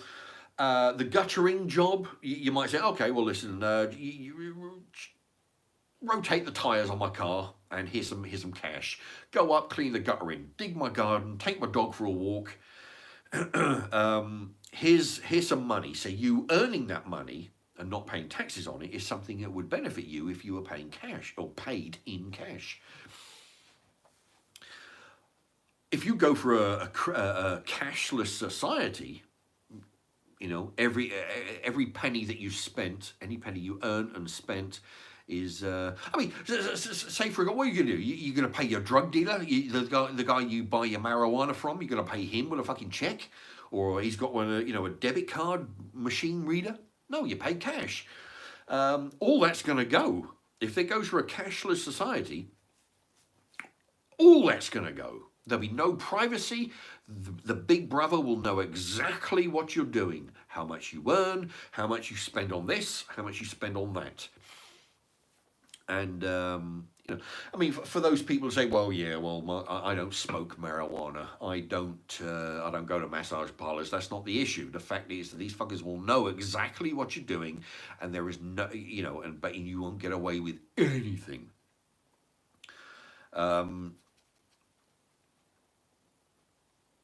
You know, yeah. So yeah, I'm against that. Cash is king. You know, I want to remain a cash society.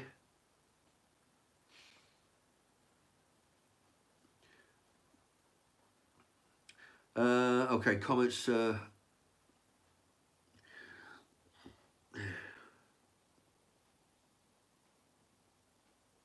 Oh, Damien's checking out. Well, thank you for tuning in, Damien. Catch you on the next one, possibly.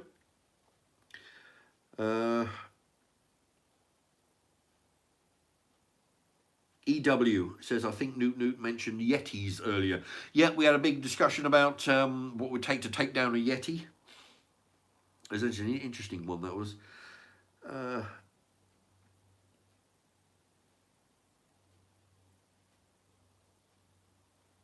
EW, I'm sure I've seen one.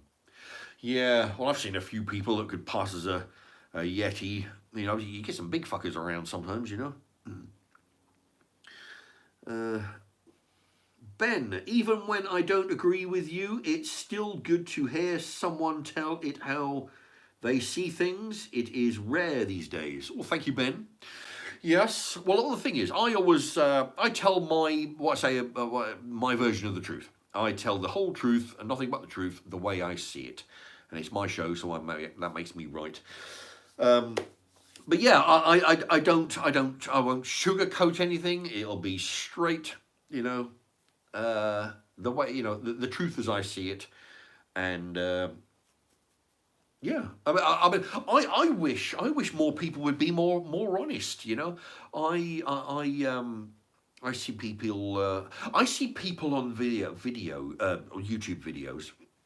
Some of them I've been watching for a while, and after a while, you watch them long enough, and they say something which really makes me think, you fucking pussy. You know, like the typical example, if they get on the subject of homosexuals, and they'll say, you know, yeah, well, the thing is, I mean, he was homosexual. Not that there's anything wrong with that. I'm just saying. Like, listen, you pussy, you just fucking say the guy's a homosexual, right? You're making a comment. There's somebody homosexual, and he's doing this in regards to this, and this is the theme of this discussion.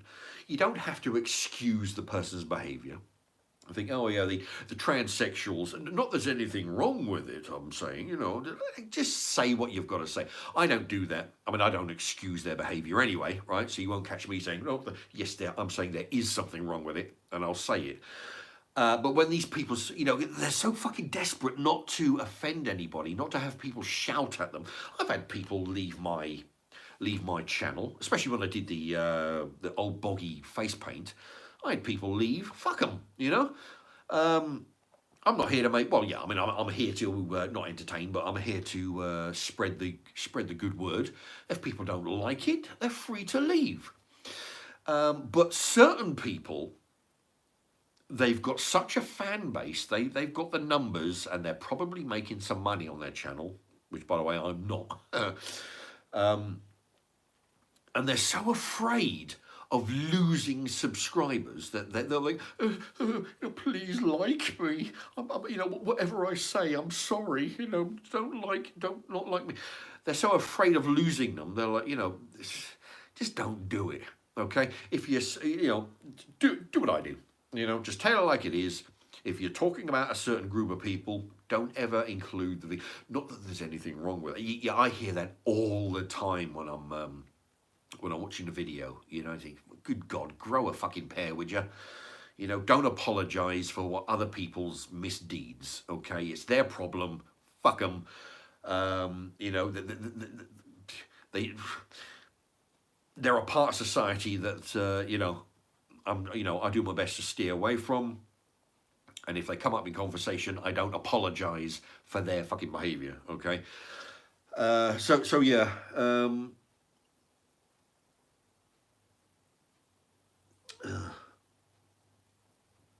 I'll swear it. Yeah. So yeah. So I tell it like it is. I make no apologies. And in actual fact, I mean, there's been occasion where I have apologised. And that's been genuinely when I realised that I was in the wrong. And I can't actually think of the example, but I'm certain that I have actually apologised at least once, maybe on a live stream. And I can't remember what it was, but it was something that I was in the wrong. And I corrected myself. I don't know whether I may have apologised, but I definitely corrected myself. But no, on the whole, I say what I mean, and I mean what I say.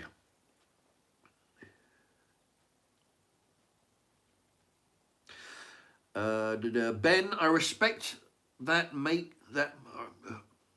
Ben says, I respect that, Mark. Keep it up, mate. Thank you very much, Ben. EW, you can see... fuck. You can see from them in certain areas of the world, apparently. You can see them in certain areas of the world, apparently. I think I missed... Melissa Hyde says, any conspiracy theories that you have a strong interest in? Well, I am of the opinion that we are not alone in this universe. There is definitely other alien species roaming around the galaxy and cosmos and whatever the hell else.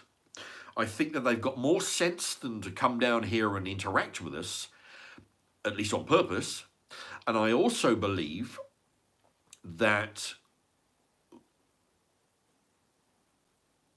if the government have, say, Area 51, for example, if they do have an alien spacecraft and a couple of dead alien bodies on deep freeze, they're definitely not going to tell us about it. They're going to keep us in the dark. One, because it would cause all kinds of problems. I mean, you imagine if the old term space, if they're landing on the White House lawn, okay? If this alien spacecraft was to land and announce themselves, one, half the population would be shitting themselves to death. The fact that aliens have landed. The other half wouldn't believe it. They'd think it's one of those doctored, special, what they call that, CGI videos with special effects. They think it's a load of horse shit to begin with.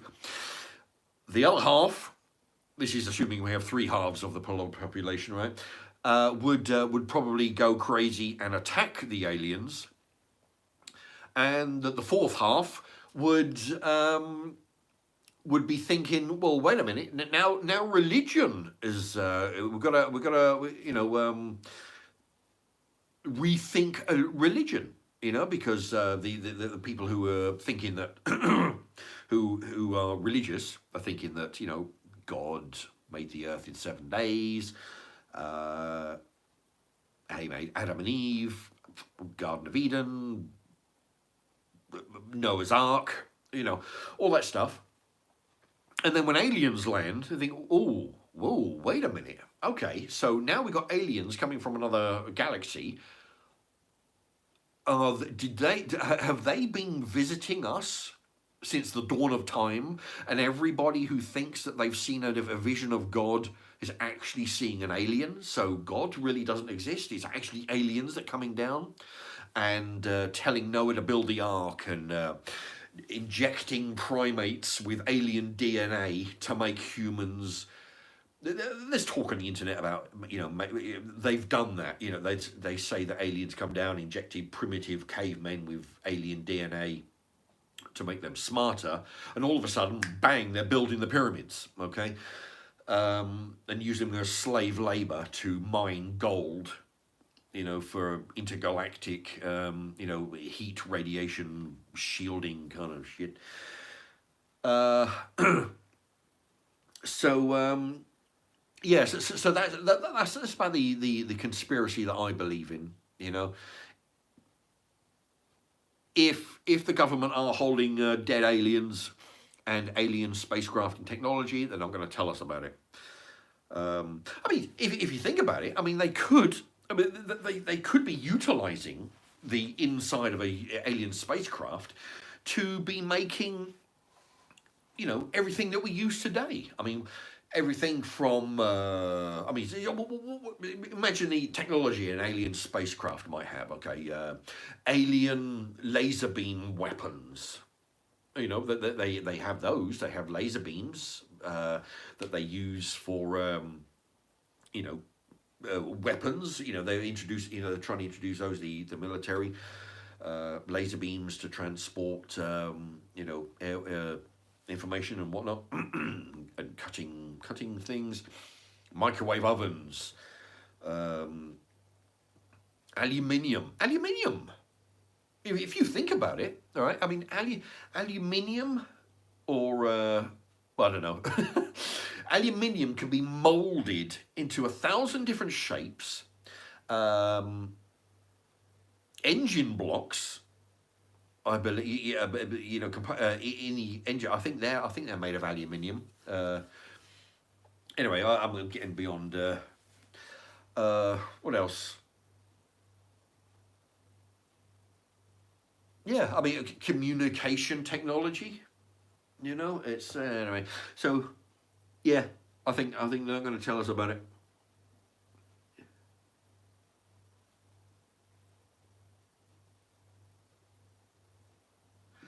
Okay, certain areas of the world.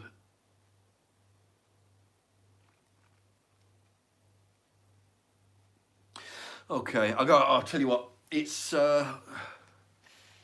wow, 200 minutes and 49, 52, 53, 54 seconds.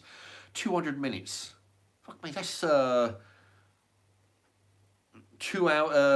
hours and 20 minutes. 3 hours, 60, 120, 180. 3 hours and 20 minutes I've been going. Jesus Christ. Oh, right. I'm gonna.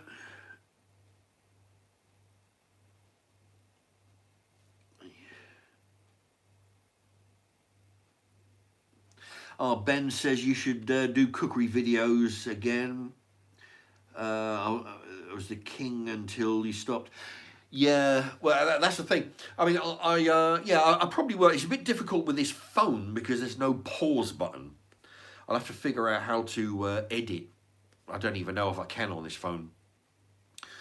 Or I do what I used to. I've done some in the past, non-stop, from start to finish, just to, you know, to show people. There's no cutting, so I've done this in 20 minutes, 25 minutes, and so you can do exactly the same, rather than you know, like you say if you cook something for an hour, but you turn it into a 7-minute, 10-minute video. There's a lot of stuff you've cut out, you know. So I've done start to finish videos.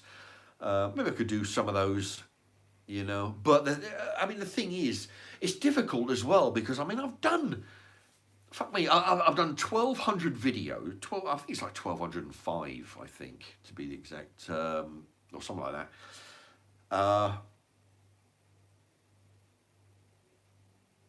900, I would guess. 800, 8 to 900 are actual cooking videos.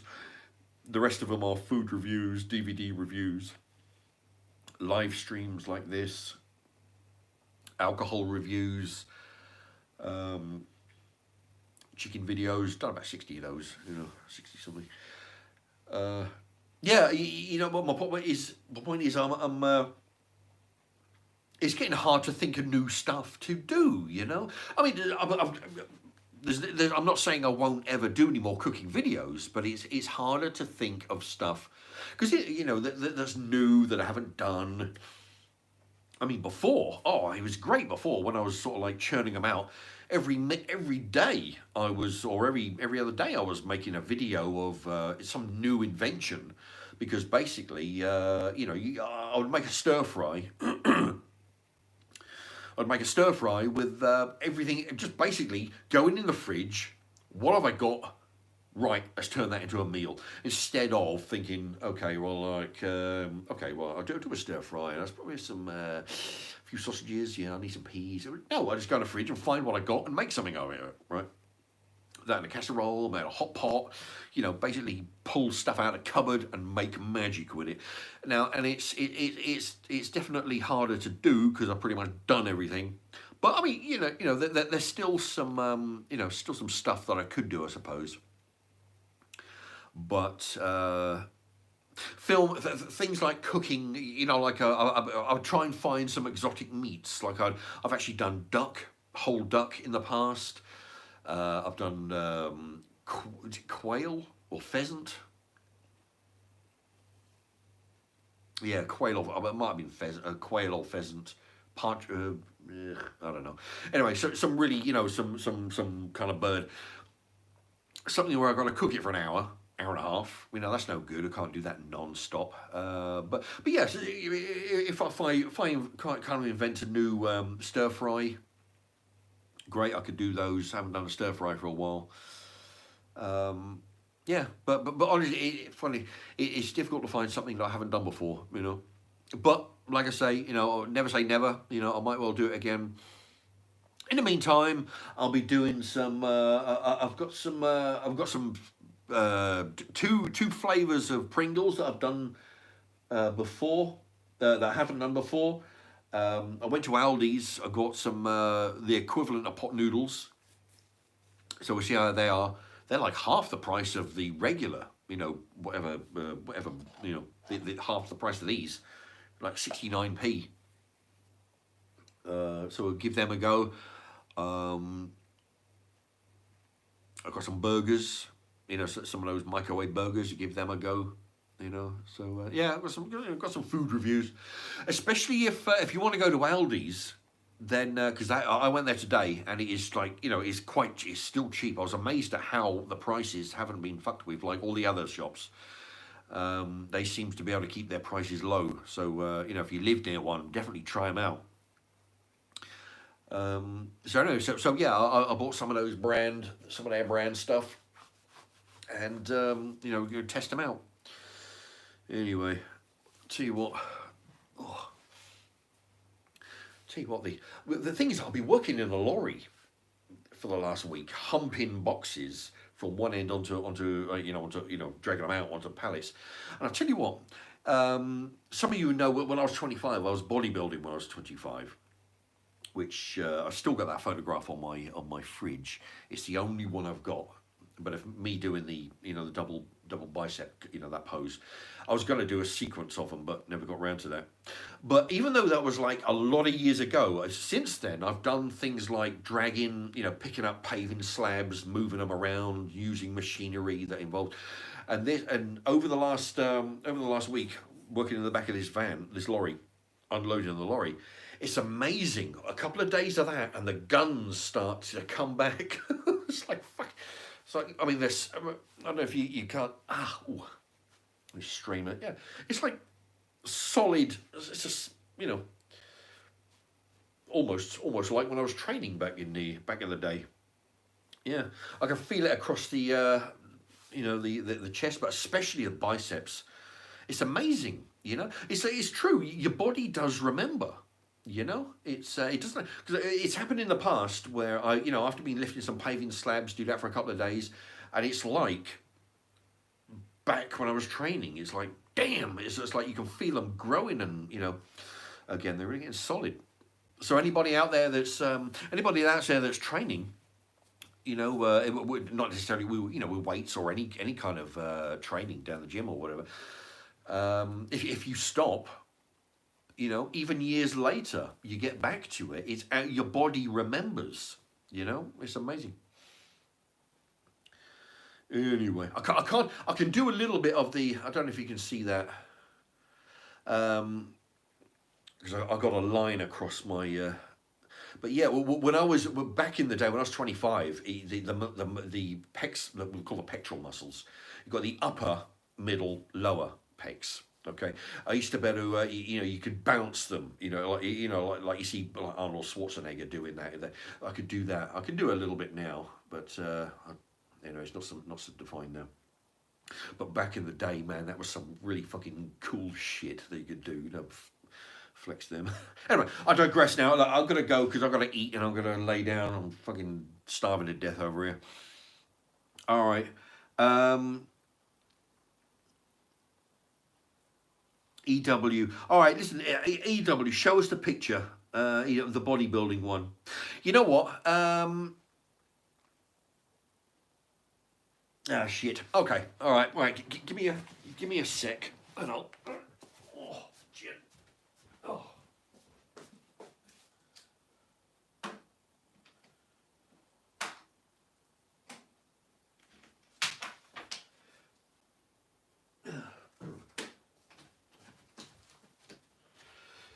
All right. Okay. All right. Now this is this is the only one I've got, and it's what it was. Like I say, it was supposed to be a. I'll try and get it so the light doesn't reflect on there. Yeah, I was actually gonna make a what do they call that? A sequence, of photographs. You know, every month or so. Anyway, so but yeah, you can see the shoulders, you got the delts, you got the front, side, rear, the delts. This is the shoulder muscle, the shoulder right here. Yeah, you can see that's quite developed.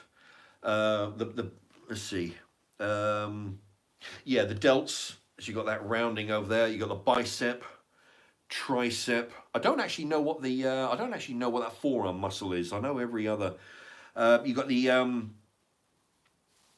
upper pec, middle pec, lower. You got the traps.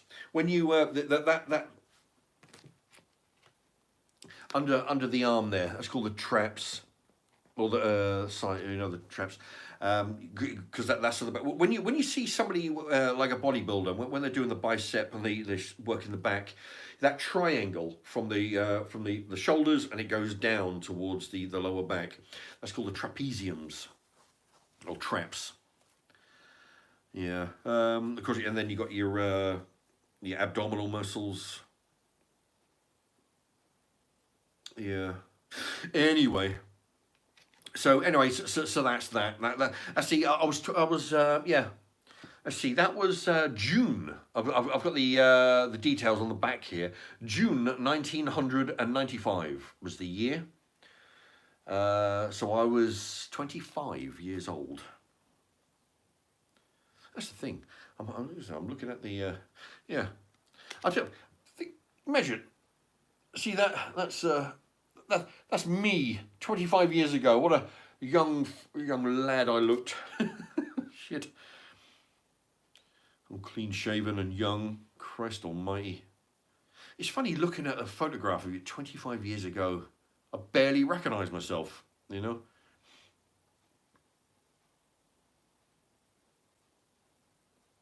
Yeah. See, it's funny looking at you, you know, at the time. At the time, I tell you, it's something funny about weight training, and I suppose in most instances, the person who is like me being that person, never used to be able to see. It's like I don't. What I saw when I was training, you're in the mirror doing the weights. I never saw what other people saw. Even now, I get people commenting on my arms right there. They're like, "Fuck me, you got some big arms." To me, they just look like my arms, right? If I look at other people, I think, you know, and compare them, I think, yeah, okay, they've got some slim, slender arms. But yeah, I don't see what other people see. And it's like when you're training, other people will look at that possibly in the gym, or you know, when you're out and about running around, and think, "Fuck me, there's a guy who trains down the gym."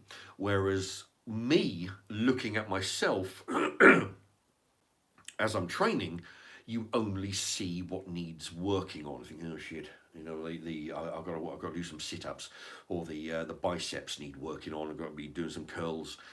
While other people will see the positives, I think, fuck me, the guy's got some muscle, but the person who's training doesn't see that. They see what's lacking or what needs improving. It's a strange concept. I mean, like when I look at this photo, I've had other, you know, people have seen this photo, and you know, they're like, you know, yeah, Jesus, you know, you know, you look like you're pretty well defined in that. Whereas I look at it, even now I'm looking at it thinking, well, yeah, I mean, I could improve on that definitely if I knew now what I knew, if I knew then what I know now, I would be better than this photograph. You know, what a sick fuck I am. I don't even see the positive in that. I mean, yeah, I mean, I can see, yeah, I mean, there's, you know, some well-defined, you know, muscle groups there. But I'm looking at it thinking, I can actually train harder than that to look bigger than that and look more muscular than that. That's what I see when I, whereas other people would be thinking, shit, that's like twice as like fucking 3 times, you know, more muscle than I've seen in a long time. But what are you gonna do? That's how that works, you know. You don't see what other people see. Anyway, EW start training again, lad. Yeah. Well, the thing is, aside from the expense of gym membership, the amount of calories it takes to train and get into shape, you know, it really, I mean, it takes dedication, let me tell you. And also, you know, I tell you what, though, I wouldn't mind, you know, although, I mean, it would take some serious fucking effort to get to anywhere like that. But the thing is, my body shape has changed. The funny thing is, a handy hint for anybody who's actually thinking of going into weight training or, you know, is what I did, because of my body shape. I was 25 then. My body shape, there's actually 3 types of body shape. They've actually got some three. And they've got some a special name for each one. All right, one of them being tall and slim. The other one being muscular, but you know, solid. And the other one would be, you know, huge. Like for example, Hulk Hogan.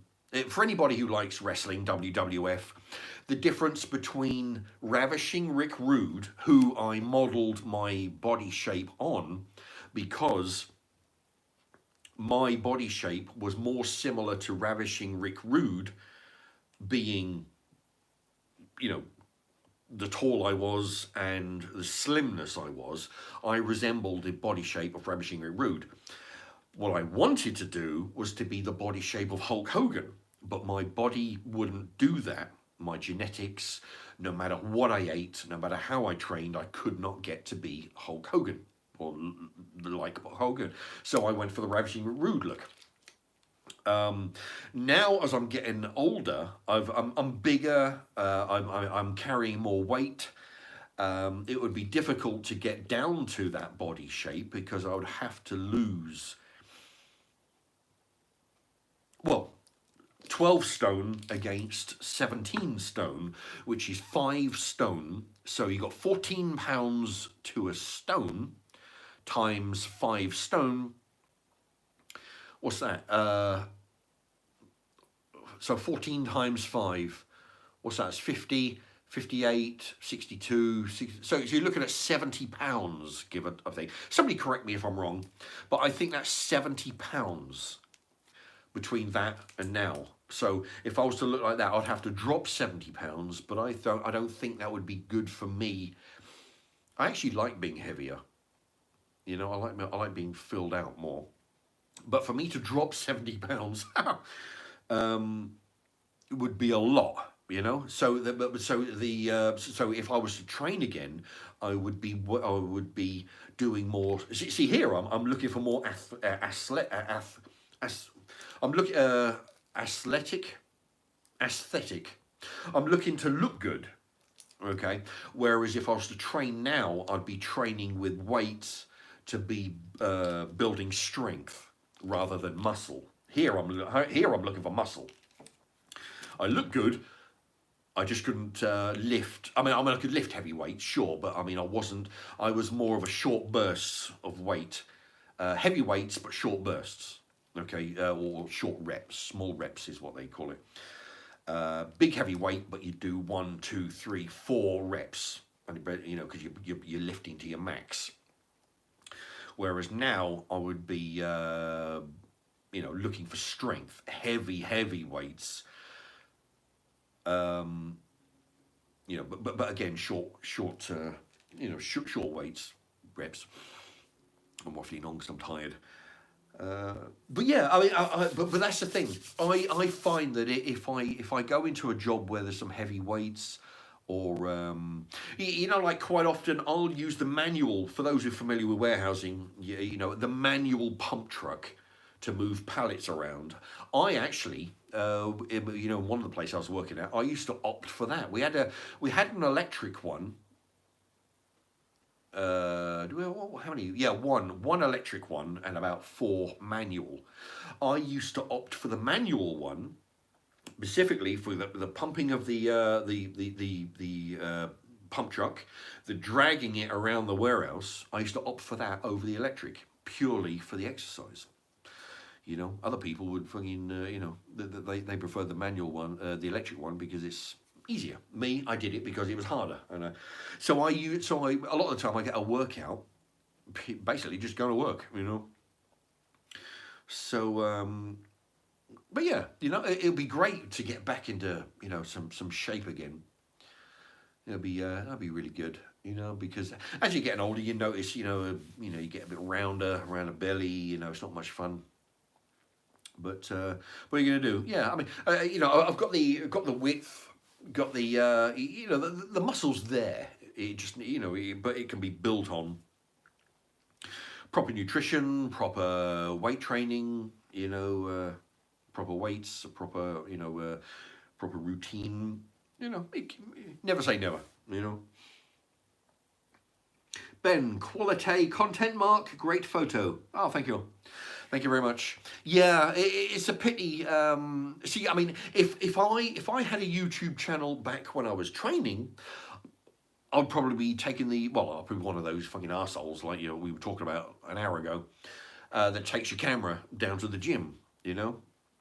Whereas I'd be doing it to film my progress, as opposed to the others who just do it to cause trouble. But yeah, I'd be making videos of that, you know?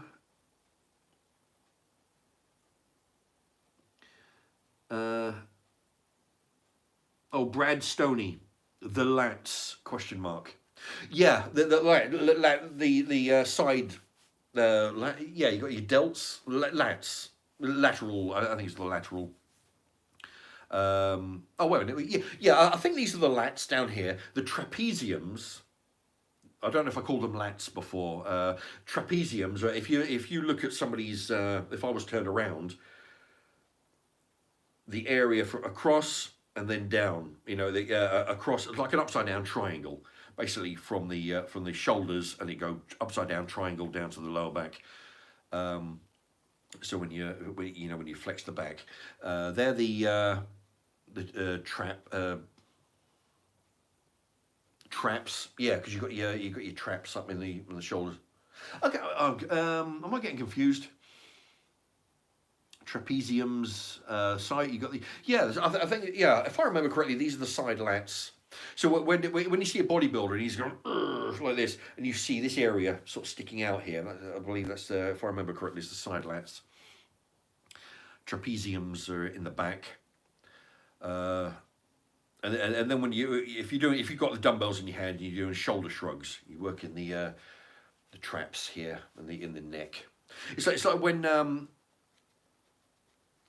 they do the, like, you know, where they do the Hulk Hogan wrestler or the Incredible Hulk giving like, you know, then these muscles bump up in the neck there.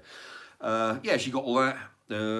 Yeah, the one muscle I don't, and then of course you got your glutes, you got your muscles in your legs, and all those. But the one muscle I don't know, I never worked out what the muscle in the arm is called. I don't, you know, I used to know all the.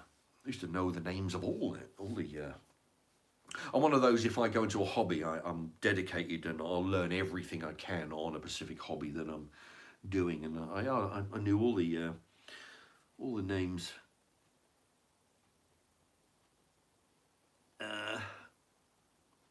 Mark becomes sentient. So Nur is in the house. Nur. EW. Yeah, defo start training again, Mark. Yeah, I'd like to. But that's the thing, you know, I'm getting old. So, but yeah, well, but like I say, you know, I get a fairly good workout. When when I'm working, sort of like dragging stuff about.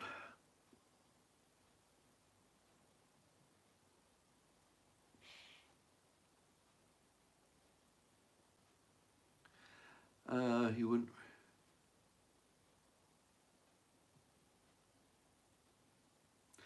Brad Stoney. Eating is the difficult part, not training, in my opinion. Yeah, I mean, when I was back in the photo there, when I was 25, it was a constant. It was an effort to get the amount of food down me needed to do that. You know, it was. Because you eat, because every day, we had a canteen at work as well as at Tesco, and at the warehouse, and we had a canteen, and what you do is you eat your dinner, and then after a while, because I was training, and there's a few of us training, you're trying to you're bulking up, and you're eating more because you're training more, so you have your dinner, and then after a while, you think, oh, okay, well, I'll have my dinner, but I'll have an extra sausage. And then after, so you get used to that. And then, okay, so I'll eat that, and then I'll have an extra extra ladle of peas, for example. So each time, your food amount increases. And then all of a sudden you're eating, 2 puddings. So then you've got extra sausage, extra peas, you've got 2 puddings. And then a little while after that, you got so you're eating your extra sausage, your peas, your 2 puddings, and then you're taking 2 bananas with you to eat between dinner and going home time. So you gradually increase it up. And but yeah, that was then. Shit, I couldn't do that. Wouldn't be beneficial to do that now, because ideally, I'd try and drop a little bit. Drop it, not very much, because like I say, I do like to be filled out a little bit, just drop a little bit of weight, not so much weight, but around the belly,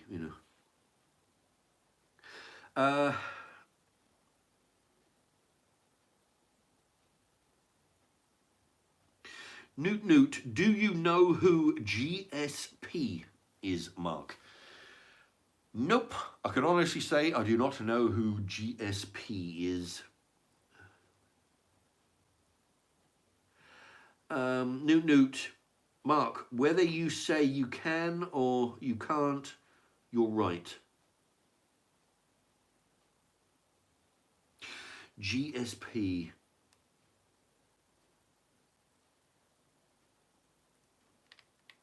I don't know.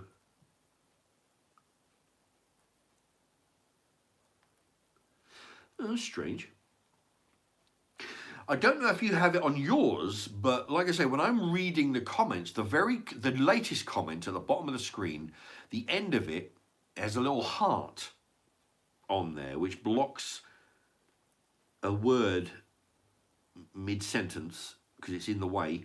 When I put the cursor on it, there's a list of 2, 4, 5 icons. A heart, a smiley face, an ice cream, a shocked, surprised emoji, and then the number 100. It seems to when I hover. Does anybody else see that? Does anybody else see that heart as well? Or am I the only one? Anyway. Okay, what we doing? Right, okay, we've got a few people watching. Listen, I'm going to have to go because, look at that, 228 minutes. Oh boy, what's that? So that's 60, 120, 180. 180 is 3 hours. 190, 210, 220. Okay, now, was that nearly 4 hours? Yeah, 60, 120. So 4 hours would be 240. And it's 2:30. Okay, now. So in 10 minutes, I'll have been talking for 4 hours. Holy shit. Where's the time gone? I don't believe it. Anyway, okay, right. Well, I'm gonna. No, it says just you. I think, Mark. Yeah, it must be just me. Yeah, there's a little heart icon and fuck knows. Anyway, all right. Look, I'm gonna go because I'm gonna go eat and have a lay down and oh, I'm watching the on YouTube. I'm watching The New Statesman. You know the one with Rick Mail back in the I think it was 87. Is when it first came out. The New Statesman. Rick Mail. He's a politician, a real devious bastard. Well, his name's Alan Bastard. The New Statesman. I recommend it. Let me tell you, I'm watching it right now. Not as soon as I get off here. Yeah, it's really interesting. It's a funny show. All right, I'm gonna go. Thank you everybody for watching. Thank you for everybody with the comments. And if Basil Faulty is still watching, thank you again for that donation. That was really generous.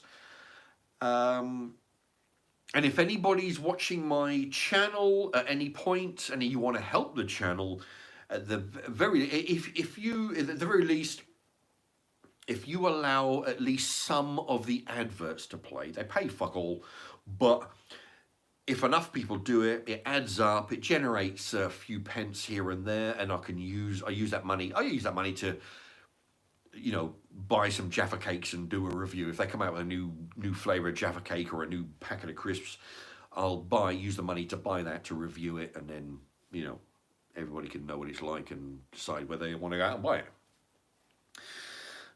So yeah, if you can let some of the adverts play, that would be at least some. But that'd be great. Okay, so I'll leave it there. We're coming up on 4 hours. Oh Christ, I'm knackered. All right, thank you everybody for watching and your comments, and see you in the next one. And tell your pals. Okay, bye bye.